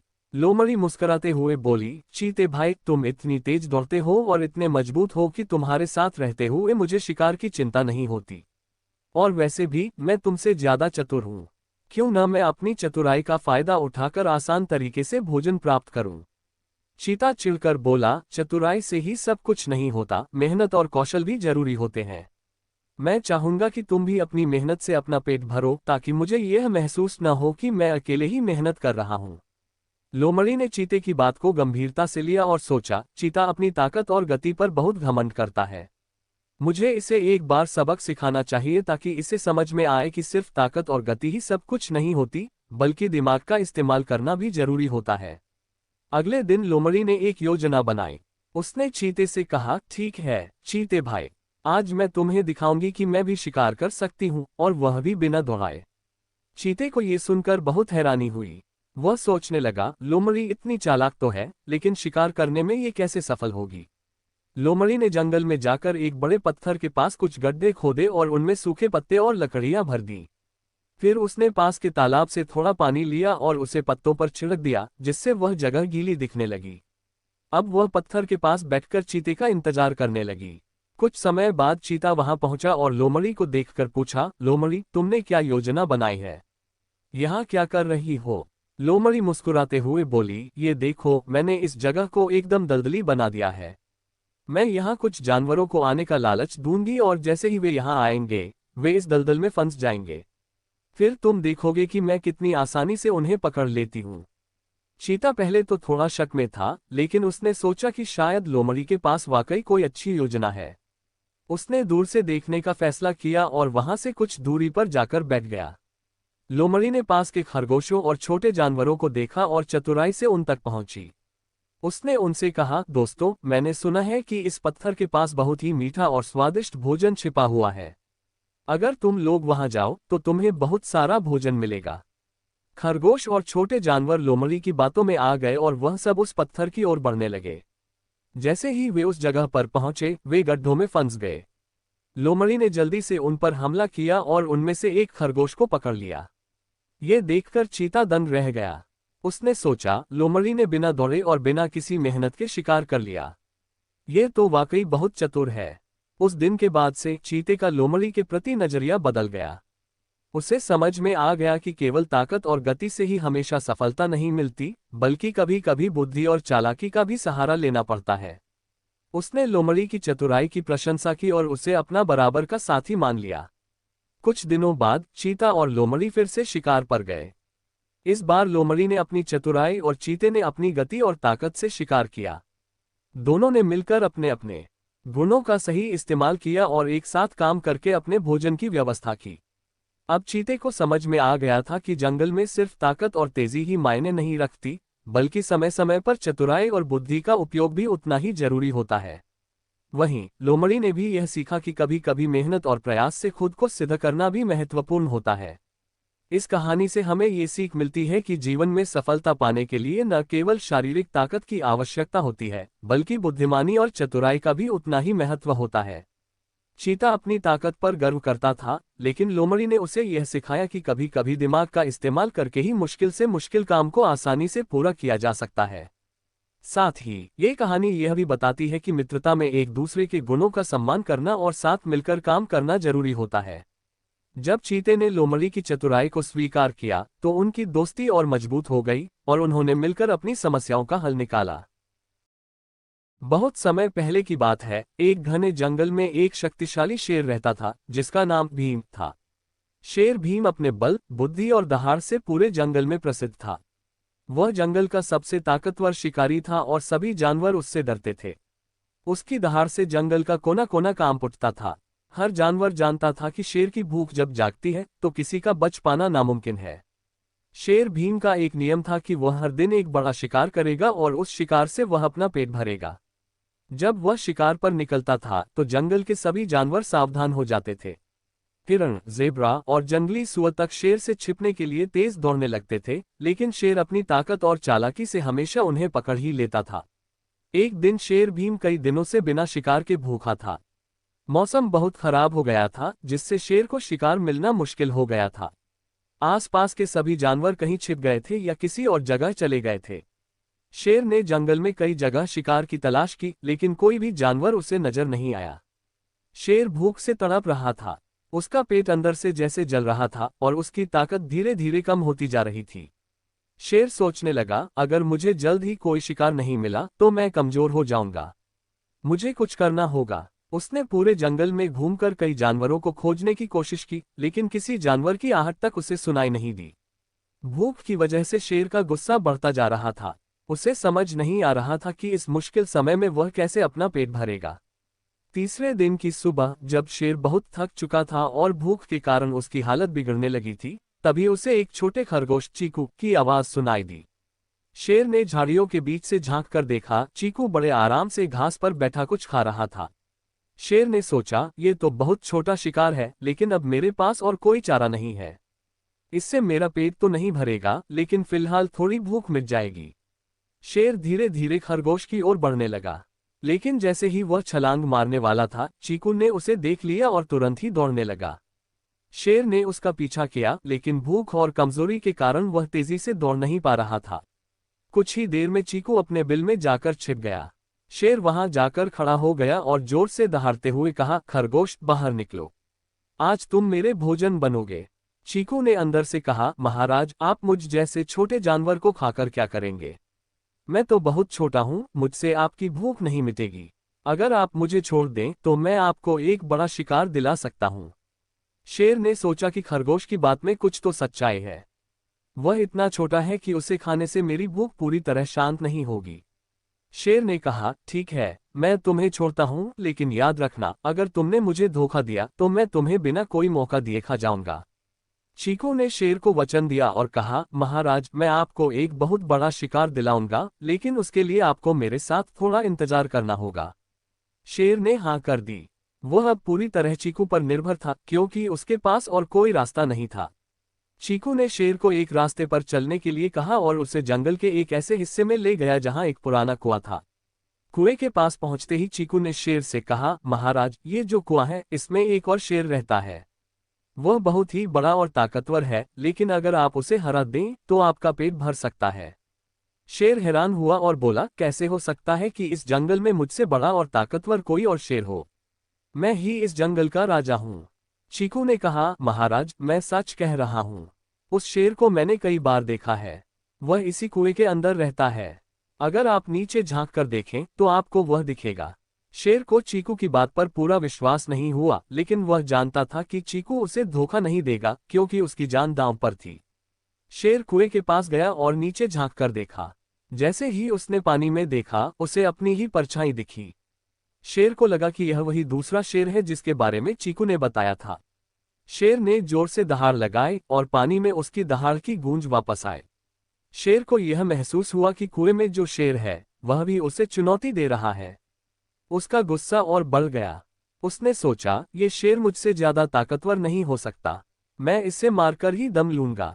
गुस्से में आकर शेर ने जोर से छलांग लगाई और कुएं के अंदर कूद पड़ा। जैसे ही वह कूदा, उसे कुछ भी समझने का मौका नहीं मिला और वह सीधे पानी में जा गिरा। शेर को तैरना नहीं आता था और कुएं के गहरे पानी में वह फंस गया। कुछ ही देर में शेर ने अपनी आखिरी सांस ली और वहीं डूबकर मर गया। चीकू, जो दूर से ये सब देख रहा था, बहुत खुश हुआ। उसने शेर से अपनी जान बचा ली थी और उसे धोखा देकर कुएं में गिरा दिया था। वह खुशी खुशी अपने घर की ओर लौट गया। जंगल में हर जगह इस बात की चर्चा होने लगी कि कैसे एक छोटे से खरगोश ने अपनी चतुराई से जंगल के सबसे ताकतवर शेर को हरा दिया। सभी जानवर चीकू की बहादुरी और चतुराई की तारीफ करने लगे।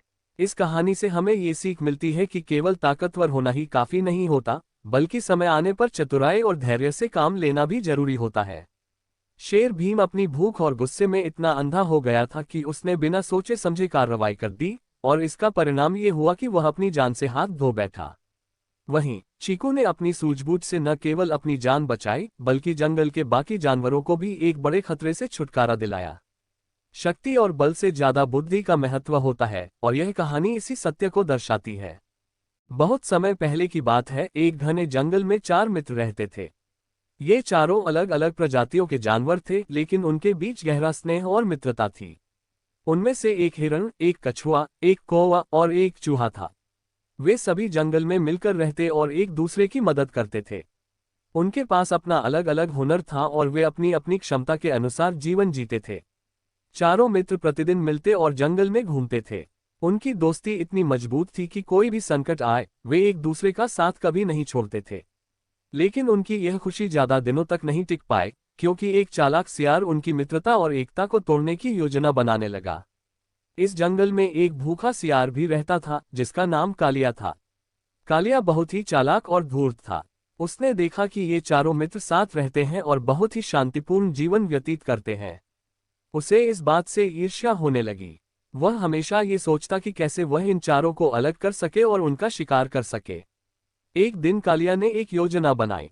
उसने सोचा कि सबसे पहले उसे हिरण को फंसाना चाहिए, क्योंकि वह तेज दौड़ता है और उसे पकड़ना आसान नहीं होगा। कालिया ने सोचा कि अगर वह किसी चाल से हिरण को धोखा दे सके तो वह आसानी से उसका शिकार कर सकता है। अपनी योजना को अमल में लाने के लिए कालिया ने एक दिन जंगल के पास ही हिरण से मुलाकात की।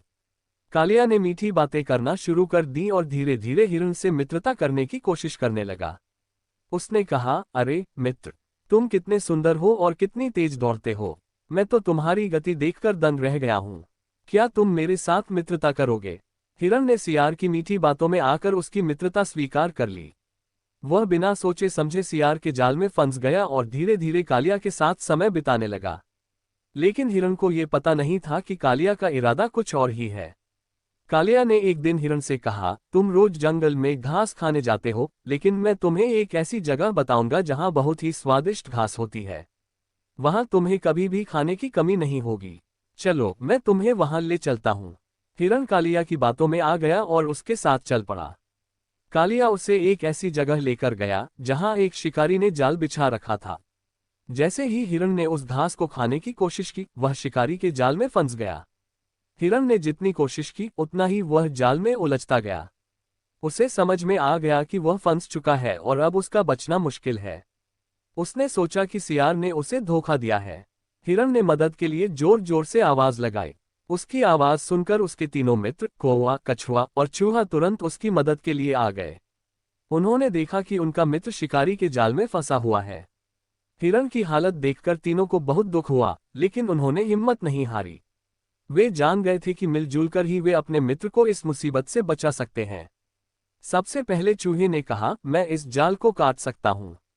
मेरी तेज दांतों से मैं इसे काट दूंगा और हिरण को आजाद कर दूंगा। चूहा तुरंत जाल काटने में लग गया। कौवा ने अपने पंखों से उसे हवा दी ताकि वह जल्दी काम कर सके। कछुआ ने भी अपनी तरफ से सहायता दी।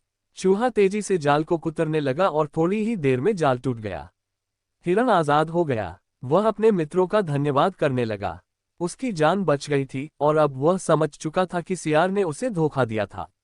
लेकिन उनकी मुश्किलें अभी खत्म नहीं हुई थीं। तभी शिकारी आ पहुंचा। उसने देखा कि उसका जाल टूटा हुआ है और हिरण आजाद हो गया है। उसे बहुत गुस्सा आया। उसने देखा कि कछुआ पास में ही बैठा है। शिकारी ने तुरंत कछुए को पकड़ लिया, क्योंकि कछुआ धीमा होता है और भाग नहीं सकता था। अब कछुआ शिकारी के जाल में था। हिरण, कौवा और चूहा अपने मित्र को बचाने के लिए चिंतित हो गए। वे जानते थे कि अगर उन्होंने कुछ नहीं किया तो उनका मित्र कछुआ मारा जाएगा। उन्होंने एक और योजना बनाई। कौवा ने कहा, हिरण, तुम तेज दौड़ सकते हो। तुम शिकारी का ध्यान भटकाओ और मैं देखता हूं कि कछुए को कैसे बचाया जा सकता है। हिरण ने योजना के अनुसार काम किया। वह शिकारी के सामने आकर तेजी से दौड़ने लगा। शिकारी ने जैसे ही हिरण को देखा, वह अपने जाल और कछुए को छोड़कर हिरण के पीछे भागा। शिकारी को लगा कि अगर वह हिरण को पकड़ लेगा तो उसकी मेहनत सफल हो जाएगी। इधर शिकारी के पीछे भागते ही कौवा और चूहा तेजी से कछुए के पास पहुंचे। चूहे ने तुरंत कछुए को बंधनों से मुक्त कर दिया।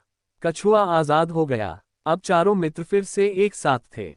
उधर शिकारी हिरण के पीछे दौड़ता रहा, लेकिन हिरण इतना तेज था कि शिकारी उसे पकड़ नहीं पाया। काफी देर बाद जब शिकारी थककर चूर हो गया, तब वह वापस अपनी जगह लौटा। लेकिन जब वह वहां पहुंचा तो उसने देखा कि उसका जाल और कछुआ दोनों गायब हैं। शिकारी हताश हो गया और खाली हाथ जंगल से चला गया।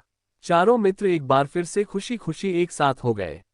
उन्होंने समझ लिया कि एकता में ही शक्ति है और सच्चे मित्र वही होते हैं जो संकट में एक दूसरे का साथ दें।